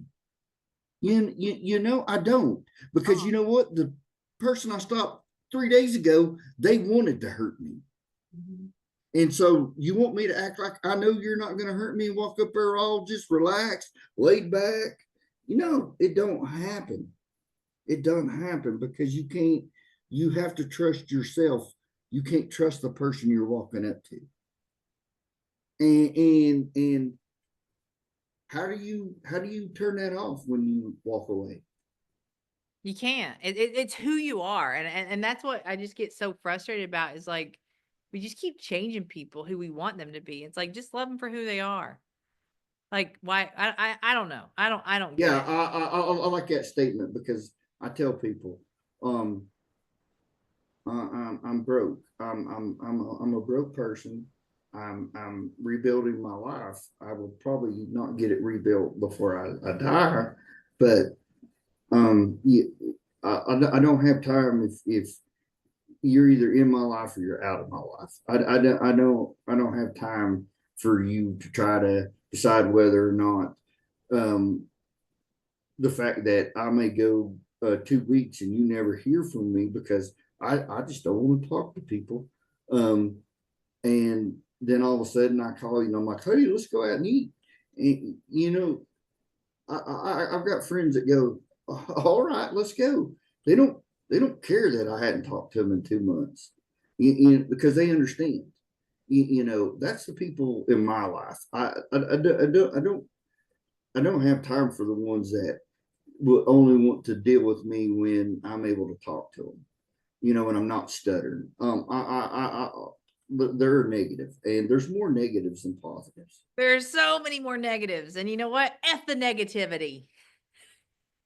Yeah, but but it's also it's tough when you only have like 10 or 12 people that you feel like you can be that way with, and they have lives too. So there's times when all 10 or 12 people are tied up. Or maybe just to have the ability to be. I just like to go out and not have to worry about making sure that I don't make you uncomfortable because of You how always make me uncomfortable. well, that's because when we go out and we're sitting at a table, when men and women walk by, they're not looking at you. They're looking at me. They're like, look at that stud.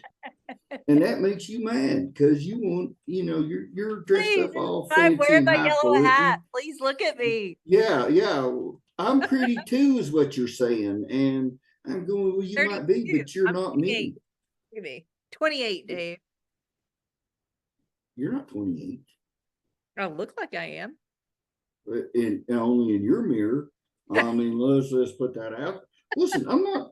People don't get mad at me because listen, I almost shaved my patchy beard because there's a patch here and there because you were giving me 80s about it the other day, and I was I like, understand how I'm not bowing down other to Katie people. Walker. I'm not bowing down to her. I'm keeping it. And look, I still have it. I can tell it only certain people wear beards that look like they've been in a forest Well, fire. here's the thing about it. One true sign you can always tell when I'm struggling is I'll need a haircut so bad I can't. I mean, it's like bad, and I can't make myself do it. Huh. I have. I have. It's a bit like a big ordeal. I've got to be in the right mood and stuff because when I cut it back to where I worked for 26 years. High, tight, a cop cut. Well, I have to do that now because I don't have much hair, and therefore I have to do that. But That's why you grow it in your face. for a long time, I tried to completely change my appearance from a cop. Sure. Yeah, I think that's common. I think that's really common because you want to get so far away from it. I wanted to be as far. I didn't want anybody to look at me and see anything appearance wise or mannerism wise that ever said I was in law enforcement. Right. No, I hear that. It's like military people. Military people can identify military people. But as soon as they get out, a lot of them grow their hair out. They get ponytails. Like they do not. Yeah. Right. Because otherwise, there's tails. There's always going to be tails that somebody goes, what branch you serve in? Yeah. And you're in, and that person may be like, I'm proud that I served in the military, but I don't want to talk about it. So what do? You try to be complete opposite of your identity, who your identity was. Yep. No, absolutely. Yeah. All right. Here's So my saying. Here's my saying to you that I read the other day and I thought about you. it's just nice you thought about me. It, And you all and listen, I'm probably one of maybe, I don't know, 20, 30 that you consistently respond to a text within a reasonable amount of time, which with you is about 2 weeks. I know, that's what I'm saying. You see how many text messages I have? Yeah, you can't even show me that because that just like I can't And you're even. done. Anxiety's through the roof. Yeah, I can't even stand for my email to show one email. I say now I don't know how you do point that. That's like that's bothering me. I want your phone just for a few minutes. I'm now gonna I'm gonna delete I them. I push as much as I can push and I stop. And that's what I do now. I'm gonna give you some credit. First I'm sitting there going, that's great, Katie, and get off the phone with you. Go, she's so full of shit. She's still just beating herself senseless every day. But I actually now you are finally you've reduced down from 90-hour weeks to 88. Yeah. I Which have, hey, that's right. an Like improvement. it's prioritization. Like I have 8 contracts I have to finish up today, right? But I know, but I'll prioritize those contracts today, and I'm not going to do I won't do other things that Right, you're all doing about only what's priority. necessary. That's right. You're not going to go. When you get done with that, you're not going to go down the rabbit hole and start chasing something else. No, You're going to do what I've you're chased supposed to plenty do. of things. Now it's staying Right. alive with the momentum. Yeah. And Well, it's pulling in, Dave. And you've not even met my new look at my hair. There. My new chief, my chief of staff, Dave. yeah. I don't like meeting new people. Remember? I know you'll like my new chief of staff. My new You always say that, and I always in my mind I'm going. You can't tell me who I'm going to like, well because that's my new that's me. You try to tell me, my, and a lot of times you're correct, and sometimes you're not. But I let you find that out later on your own. well But you're not wrong. the thing is though, I don't. One of our big obstacles is me and trust. When it comes to treatments and stuff, I'm not someone that can just go down to that clinic and when I need help, just walk in there and go, yeah, I'm here for my booster and be like, I'm just whatever room you need to put me in. Yeah, I don't care who sticks me in. No, that's not me. That's never going to be me. Never. Now I've gotten better, but no. At the end of the day, I have to have somebody there in that building, fairly close, that I completely trust. No, right. And that's that's your training and such, right? Yeah, it sucks. It sucks because it really shouldn't matter because anybody you've got employed at Revivus is a trustworthy person. They are. Well, so Yes. my chief of staff, you'll like this. No, Um, you can't tell me you don't like retired brigadier general who served 33 years in the military, had 15 deployable operational tours, and has a ponytail. Who's in his, I don't know, he's in his 50s or 60s. He won't tell me his age. But buddy, you want to talk about hold me accountable? It's actually really good. I speak to him 7 days a week, multiple times a day, but he's holding me in the guardrails, which is exactly what I need. I agree with that. Yeah, you have to have someone that can tell you no when they mean no. That's right. Instead And of he they was say actually no over, and they start backpedaling he was because you're over being a the bully. entire communications department of the military. So he's really, really good with communications too. So no, it's good. Like I need somebody of that level who knows how to deal with me. And then that way, that's how we Yeah, can but go this way. dealing with you and dealing with me is two different things. Um, You're not um, yeah, but because yeah, I agree with what you're saying. He deals with you, and yeah, there's very few people can do that with you. I'm not one of them. very I few can't. people that know how to deal with me, Dave. I know it took me. You Um, 7 years, and Bill keep telling me you can tell her no. do. And I mean, I knew I could tell you no, but that didn't mean like wasn't going to scare the sugar out of me, and I was going to hide from you. But even when I had that one talk with you, like I was scared because like I felt like I had disappointed you, but I I I A lot of times, Dave, it's it not. wasn't disappointment. It was living in a world where money matters, and you I always you know you and I you have talked about this a lot because you had to plan stuff around my treatments on my extra work that I did to afford the treatments. So I'm never going to be comfortable with having to pay anything for something that I felt like shouldn't have happened. Even though I realized and I've grown and learned that, it happened and there's a reason it happened, and I'm part of the reason that it happened. Um, but I don't feel that guilt when I go get my high blood pressure medicine that I started after I got in this line of work because my blood pressure, it's weird. For what's considered normal medical issues, it's not a problem. But when it's not considered a normal medical thing, which is mental health, then, oh, I don't need to, I'm taking this money away from my family. We got to get out of that. No, 100%. Yeah. Uh, getting a booster is the same as going and picking up my blood pressure medicine. Yep. It's maintenance. It's required to keep me in a healthier and healthier human being. Well, that's all it is. Yep. But No, I'm right there with you. It's all messed up. We're still in infancy stage.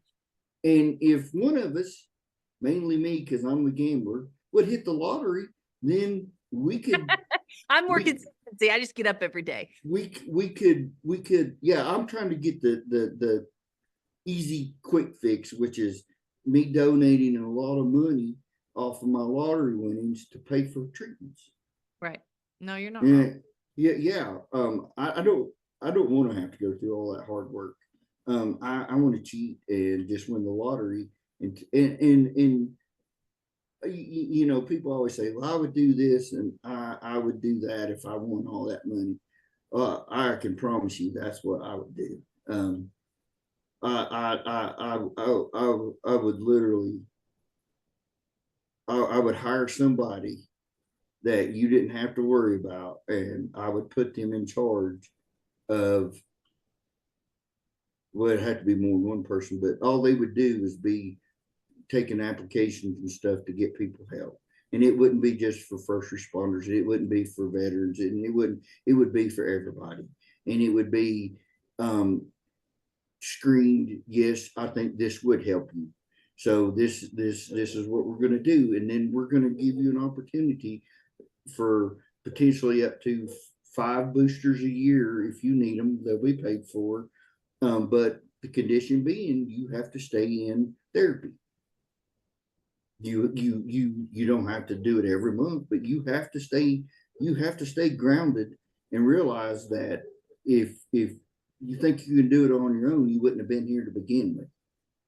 Because you can't do it on your own. There's some people can, and I don't ever want to run into them and make them mad, because they are a extremely strong-minded individual, and I don't care how weak you may look as a person. If you're strong-minded, you're going to kick somebody's ass. I love it. You're not wrong. Well, yeah, do or die at this point. No, I'm right there with you, and we'll get there one day. But it's a hell of a fight. So sure. So next time I say I'm $10 short on paying for a booster, just know that $10 went trying to hit the lottery so that I could financially pay for a lot of people's. That's right. And here's the thing about it: if people watch this, they understand how much I hate greed, and if you were going to the Bahamas and to Switzerland and everywhere else like 20 times a year because you were making money off of this, I wouldn't be sitting here talking. I wouldn't support that at all. The fact that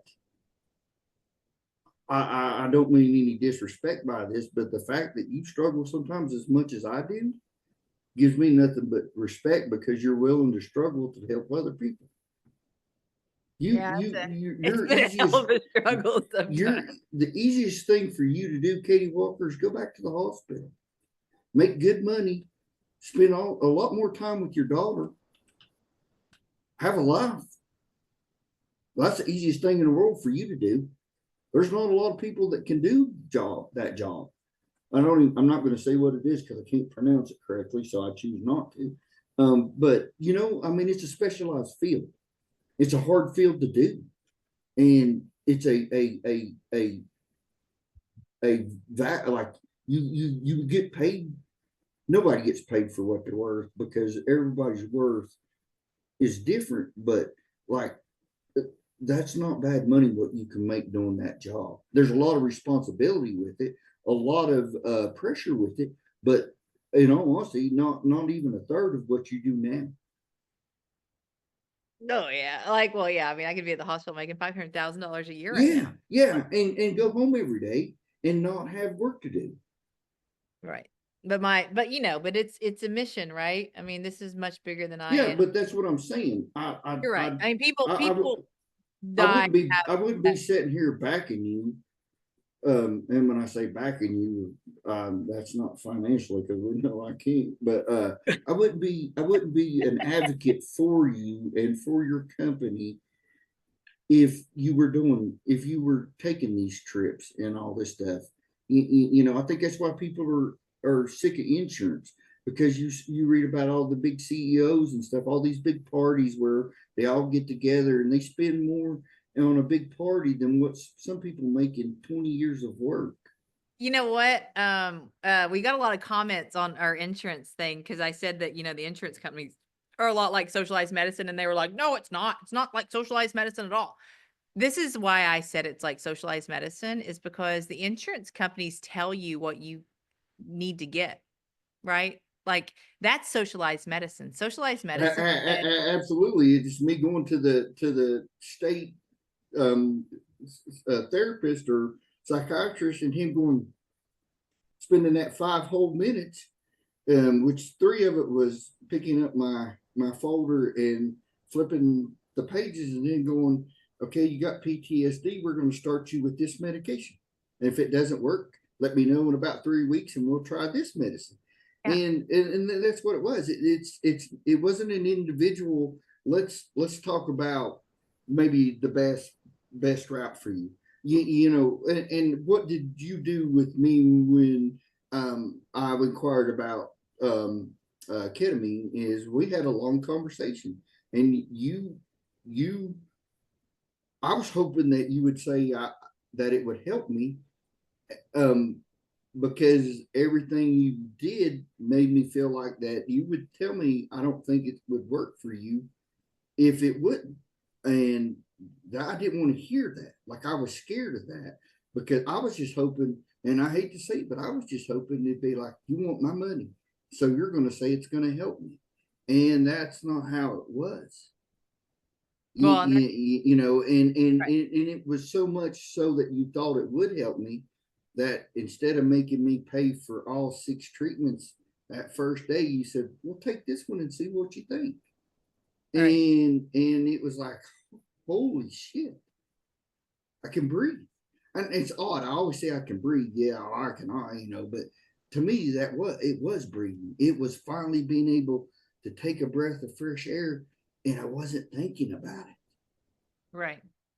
And like that's where It gave you your power. Like the socialized medicine aspect is like it's people over you saying how much your life has value.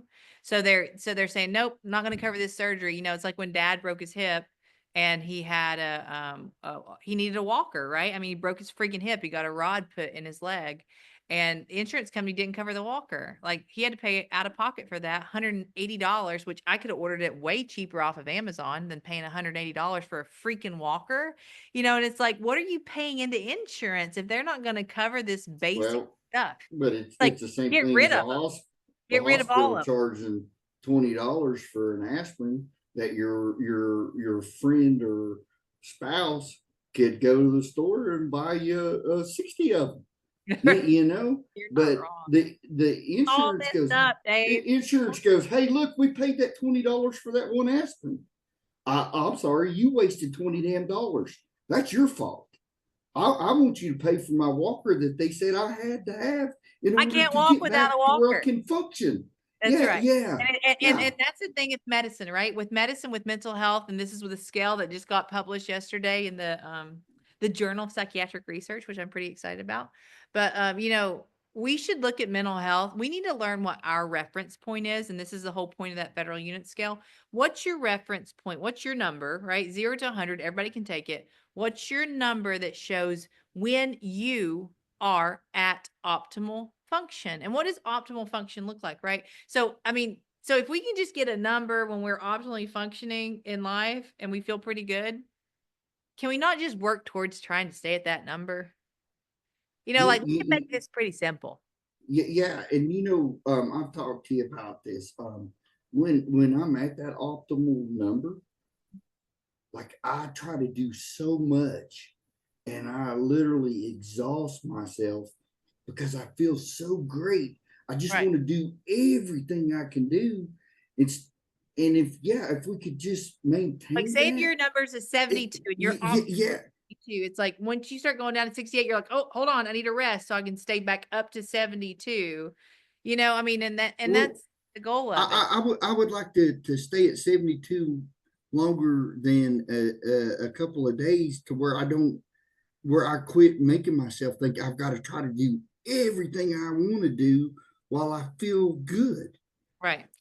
It's like, Because we're at 72 and in the States, we're like, well, let's try to get it to an 82 or a 92. It's like, no, you are functioning optimally at 72. What is your role of optimally functioning? That you're spending time with your kids, your wife, you've got your job, you feel pretty good, you're sleeping pretty well. Like that's optimal function, right? Like we don't need yeah. to be like, oh, I want to feel better to where I want to go travel for 3 weeks in a row. It's like, no, we're not going for like hypomania or mania.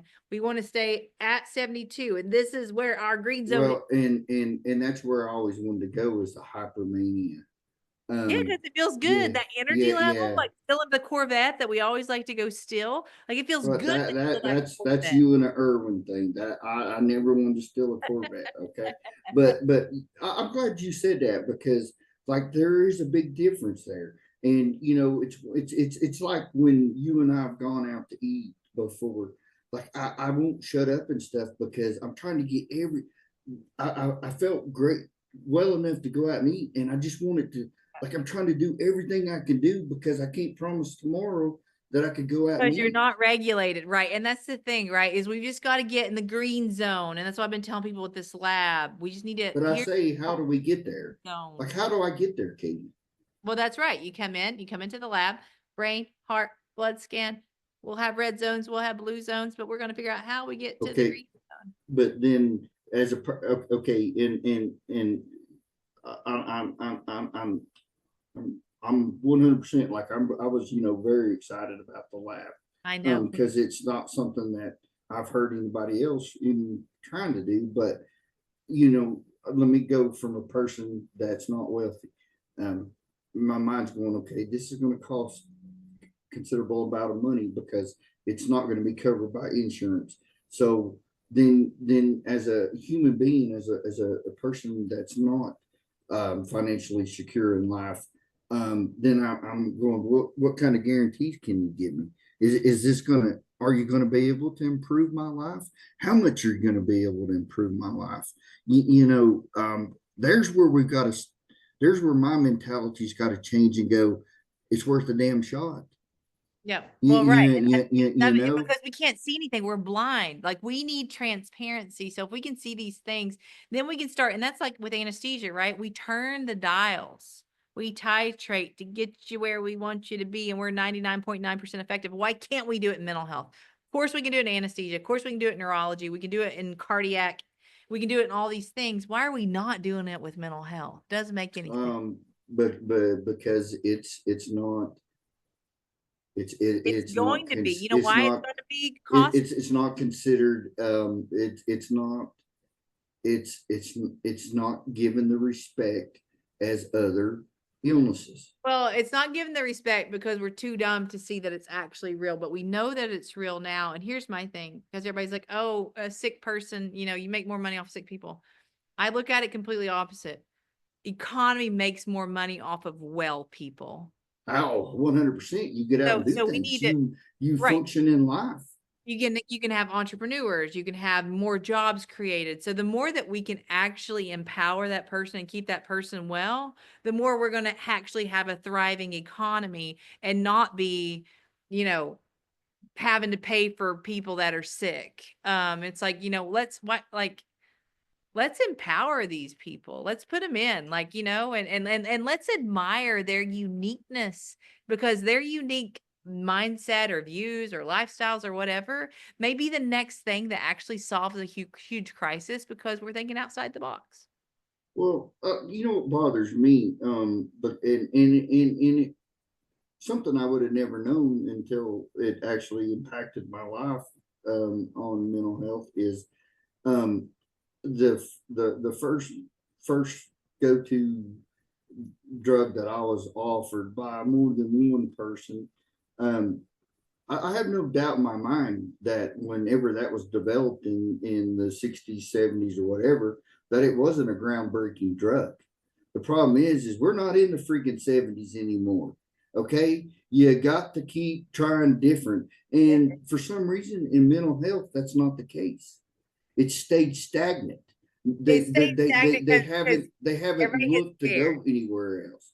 Right. Yeah, or they get better and then nobody.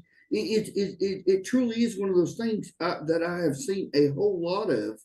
Is when someone gets better, they completely go away from acknowledging where they were.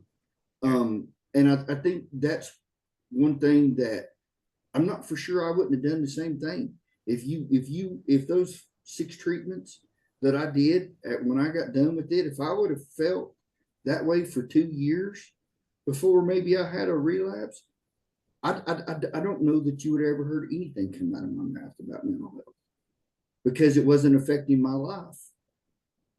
Yeah, well, you're a public, Now, right, but you're a public servant, so you get that reminder pretty often, but you're not well, wrong. but no, I mean, I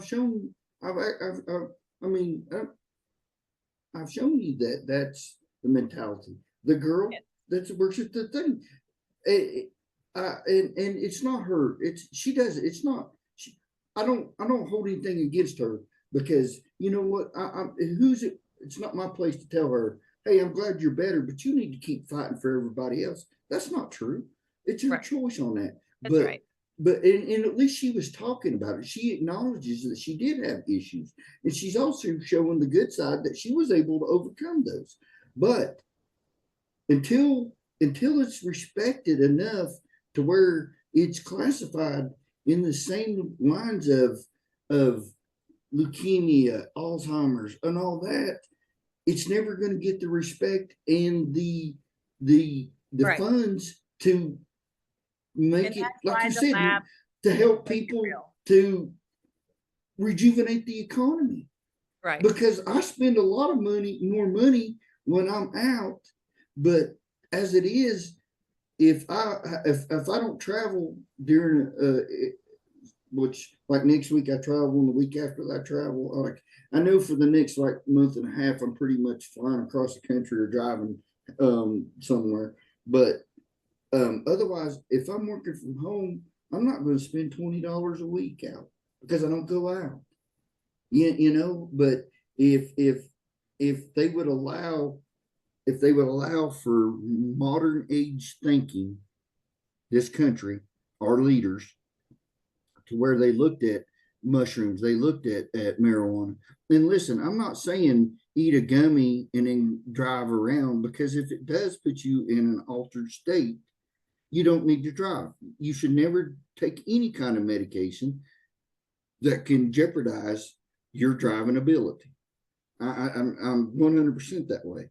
But if Dave Shell is at home at 5 o'clock, he has finished work, and his brain's a little off, and he can eat a gummy that they have said, hey, this is just going to slow you down, give you about 3 or 4 hours just to, just let your mind clear. Why does the government say I can go to jail for that? But I can go buy 30 Xanax for less than $2 and pop those suckers all night. Or alcohol, right? Alcohol should be a class Yes, one. Yeah. absolutely. Money, And Dave. I like a good beer. And now, don't get me wrong, I had to grow up and learn how to drink alcohol, because I only knew one way to drink it forever, and that was to get slammed. Yep. And then I was like, you know what? I just like the taste of it. And it's no different than me drinking a Dr. Pepper. Or I don't drink 6 Dr. Peppers when I sit down to eat. So Not everything. I actually slowed down a whole lot, but some of it's just medication that I'm on now. But the thing is, though, is anything and everything can be abused. You cannot control a person on, but to automatically say, like marijuana is a gateway drug to hardcore drugs. You're not right. You're not wrong. You said okay, that. then well, let's just say alcohol is a gateway drug to DUIs, to domestic violence, to divorces, to death. I think alcohol is a gateway drug to mental health, to mental illness. Alcohol is a cheaper medicine for mental health.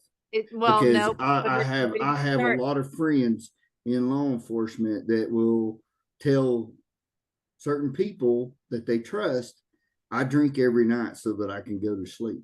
That's right. No, but what I'm saying is they do that, right, as an alternative to like go to sleep. But the thing with alcohol, when you become dependent on it, it actually makes your anxiety worse, your depression Well, worse. but that they are dependent on it Everything because, worse. because they know if they don't drink themselves to a numbness, then they're going to lay down and their head's going to be filled with that shit. Right. And they don't want that because it's filled with that all day long, and they need that relief. I chose not to go that route because my family, there's alcoholism in both sides of my family, so I knew I knew I liked the taste of it as far as that goes. Sure. So that was the easy option it's for all me. about control. Yeah, well, it was just one that I knew I couldn't control. Like, if I started using that as my crutch, I would become an alcoholic. Yep. And I know what I've seen it. I've answered too many calls where it ruined lives. Mm-hmm. Yeah. So, but that was my choice. That's not always a choice, right. You know. So,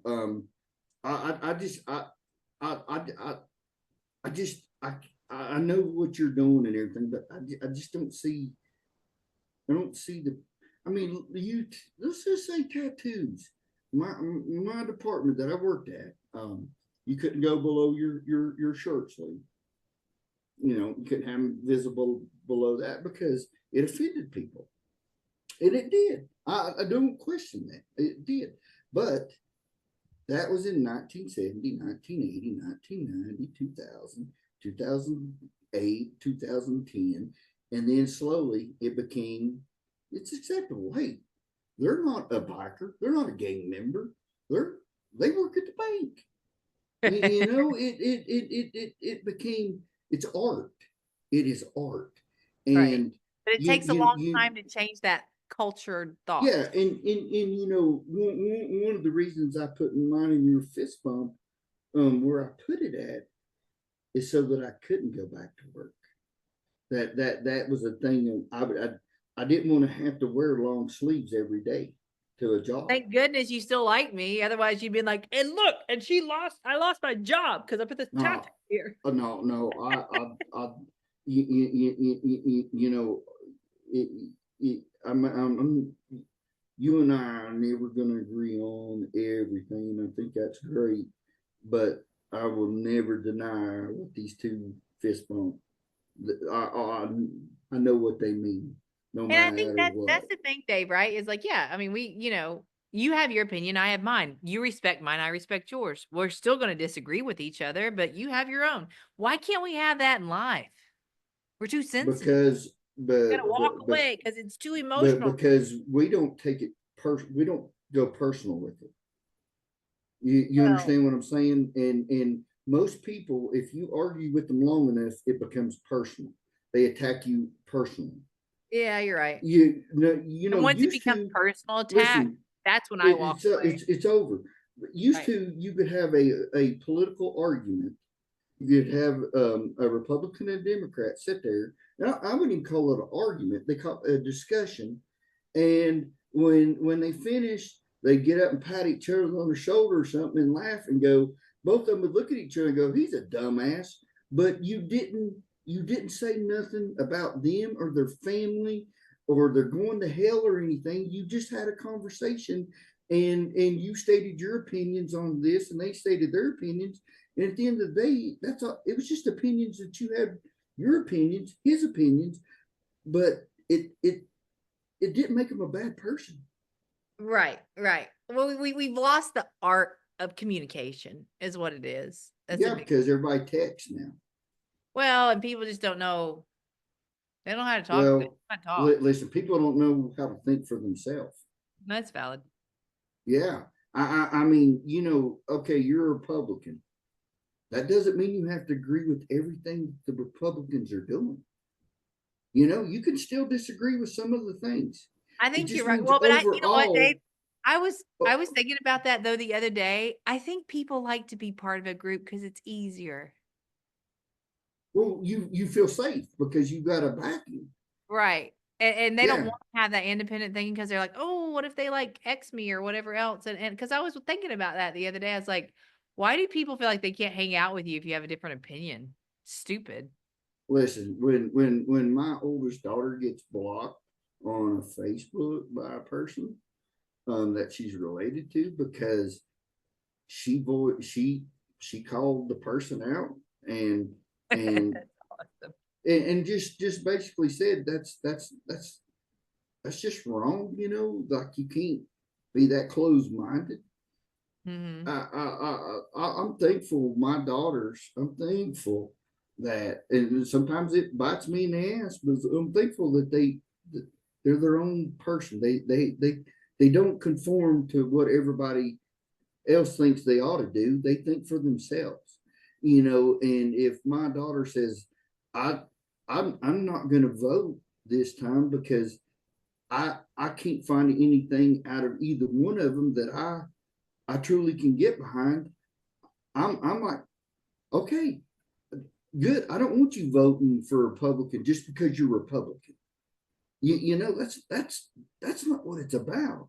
It's about putting the best person in the office. And if you can't find a reason to separate the two, then don't vote if you don't want to. Because either way, you're not comfortable voting for that person. But that's called thinking. That's called being independent thinking. It. There's nothing wrong with being a part of a group, but just understand you don't have to agree with everything the group does. I mean, and I think it's what happens is you decide I'm going to be a Baptist. Well, but did you hear what that Methodist said over there the other day?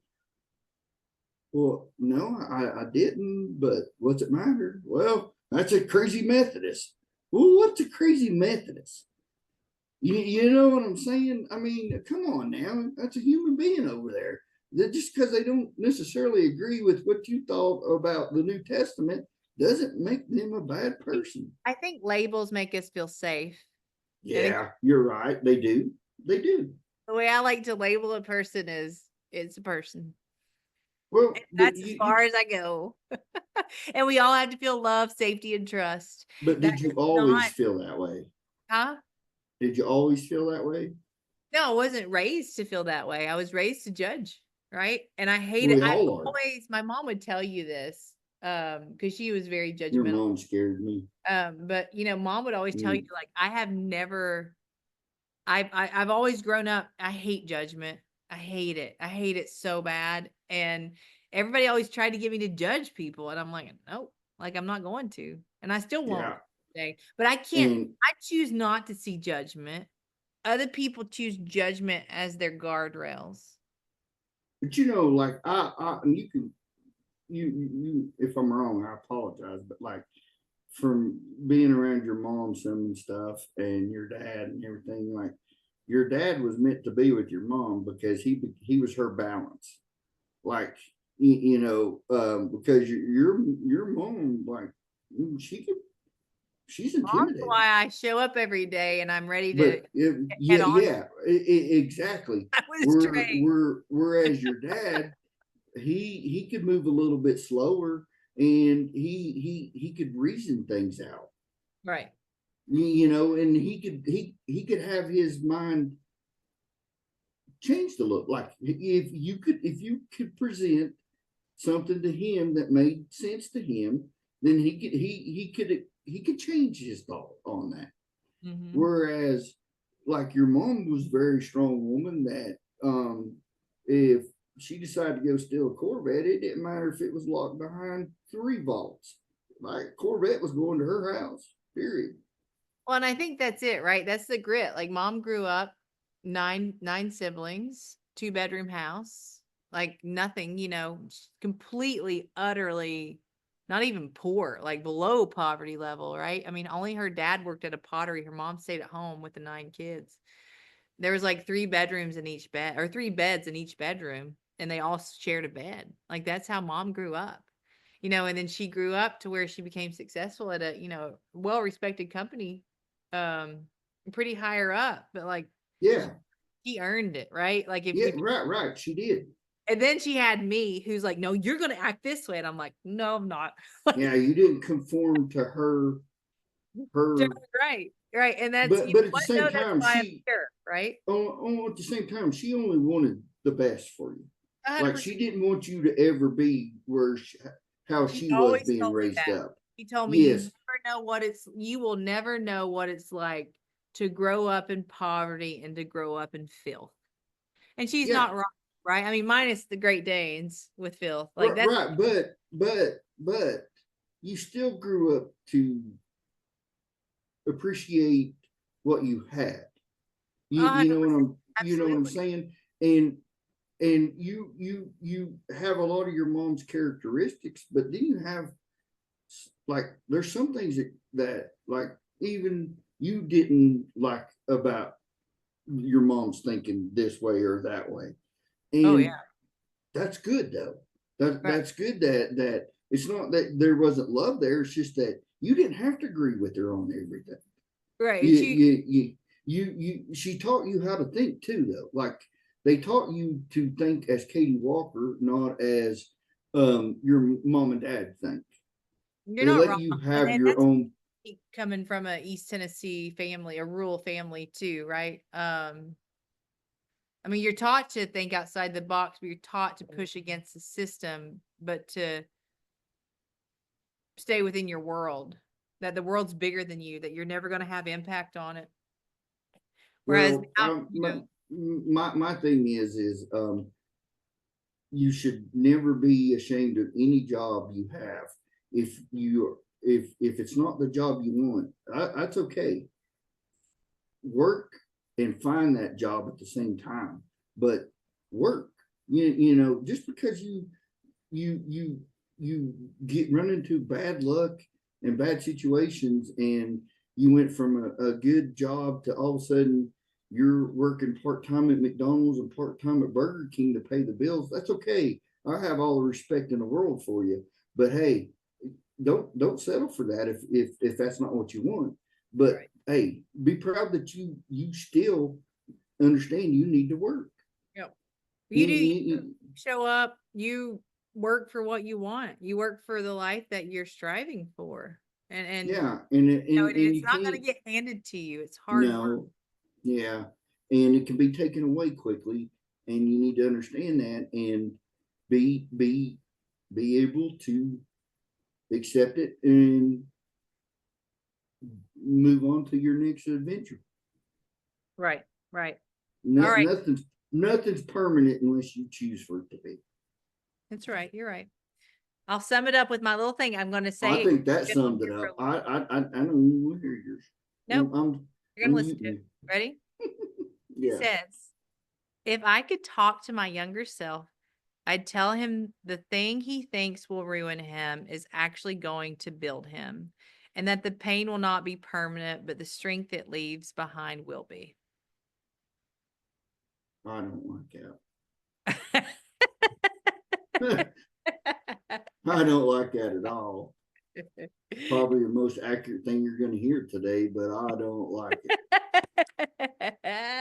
You're Like not, that not hits, like wrong. that. No, that hits home. When you get your ass kicked all the time, it does make you stronger. It makes you more empathetic. It makes you more wise. It does. You know, my complaint is always though, can you just back off for a couple of days? Just give me a second. I'm trying to get caught up. But that's who said that? There's a guy, I need to follow him. I follow, I mean, I do follow him. I'll tell you who it is. He's on Instagram, but he puts little like pieces like that together, and it's pretty inspirational.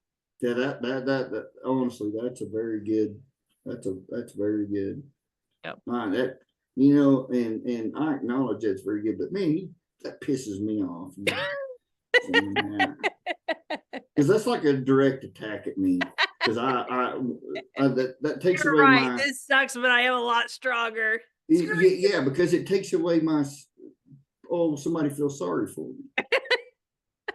You know, and I think that's why you fight so much because you don't you can't feel sorry for me because you don't see what's happened to me as tragic. You see it as something positive. I see it as life.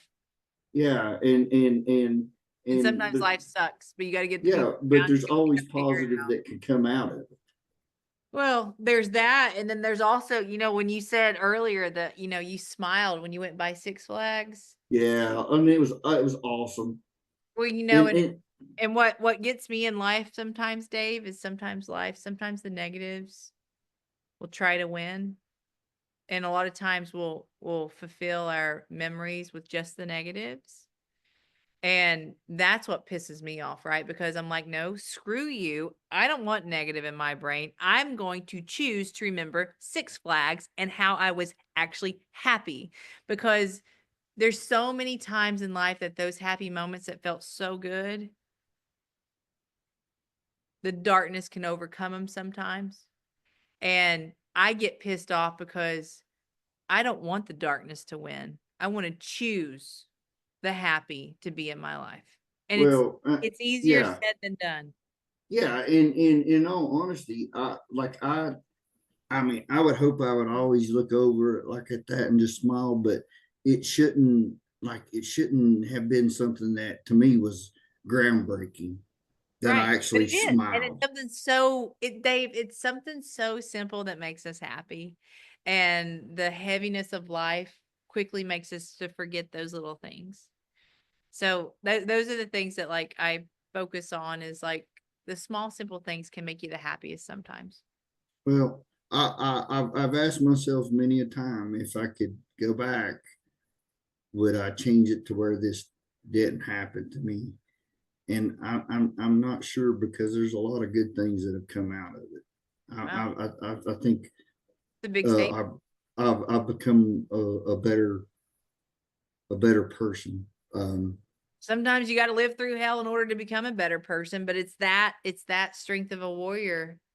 That's what makes you Yeah, but exciting. I'm also a person that struggles with the unknown. Sure, we all do. Yeah, yeah, You yeah. have to tell But yourself like, this too good, shall pass. good, very good way have tried to close the show today with that inspirational thing there, but of course I'm not going to let that close it because I got to You get my close it, last buddy. word in. You bring it home. Bring it home, Dave. Max is listening. Well, Here's all up and everything. I I've talked to a lot of people about this little podcast we have, and I don't know if they listen to it or not. And my statement was always, well, if it just saves one person, that's all that matters. You know what? It saves me. So I don't care if anybody else listens or not. It's healthy for me to talk. Right. It's And healthy because we're talking about things that nobody talks about. So you right. that And one so sentence out, and you're like, huh, look at that. I no longer say as long as one person, it helps one person, that's all that matters, because it's always guaranteed to help one person. That person's me. And so Well, and the more that we help each other, the more we can advocate for the crowds that we continue to advocate for. well, if we can ever just make it normal, then I think we will win. I do. I think if it ever becomes just normal to have your friend come up and call you and say, "Hey, dude, anyway, we could grab some lunch. I just need a friend," and they go, "Heck yeah, I'll meet you. What time?" And that's all you got to do. And it's just normal. It's just the normal. It's two buddies getting together. Doesn't matter why. It's just normal. Right. Then we're gonna win. That's right. We're winning, but we're still that bottom team in the tournament. But we're coming up, Dave. We're gonna get Well, there. for my followers, that was my way of trying to get Katie to buy me lunch, and you see that she just lets it go right over her head. So if anybody would like to donate lunch to Dave, he's taking donations. yeah, yeah. I mean, I as I get more healthy, I plan on eating lunches with people. There you go. Just yeah. So everybody have a great weekend. You have Katie's a going to great do weekend, her Dave. couple of things that she's got to do for work, prioritizing, and then she's going to be done. That's right. And We're once going to dog park today.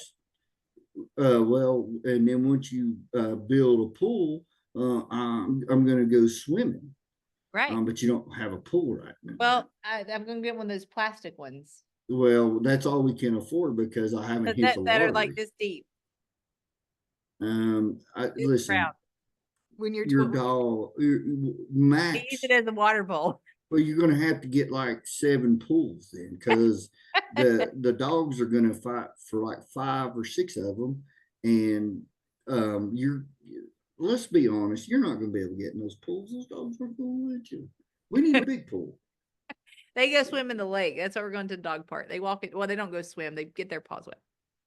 And it's a mental health reset for you too. Yeah, as well as them. It's good to get out. You're right. Absolutely. Have a great weekend. You have a good weekend too. Until episode 13, Dave.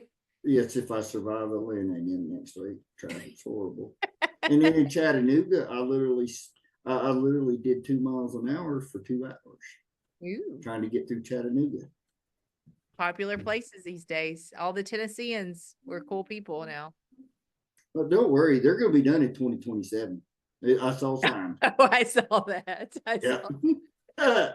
Yeah, because you know what's funny is, remember that day we went down there for something and you were driving, which always is scary because you're doing 20 things while you're driving. And we stopped at a gas station to get gas, and I look at that gas station every time I go by it. Just odd, but I do. I like that's one thing. That and you stopping at Freddy's and getting you some fries that you thought were awesome. Cheese curd. Yeah, it was cheese curds. Yeah, they were good too, though. Yeah. So, have a good weekend. Till episode whatever 13. 13. We'll see you guys. Stay safe. Okay. Bye-bye. Bye-bye.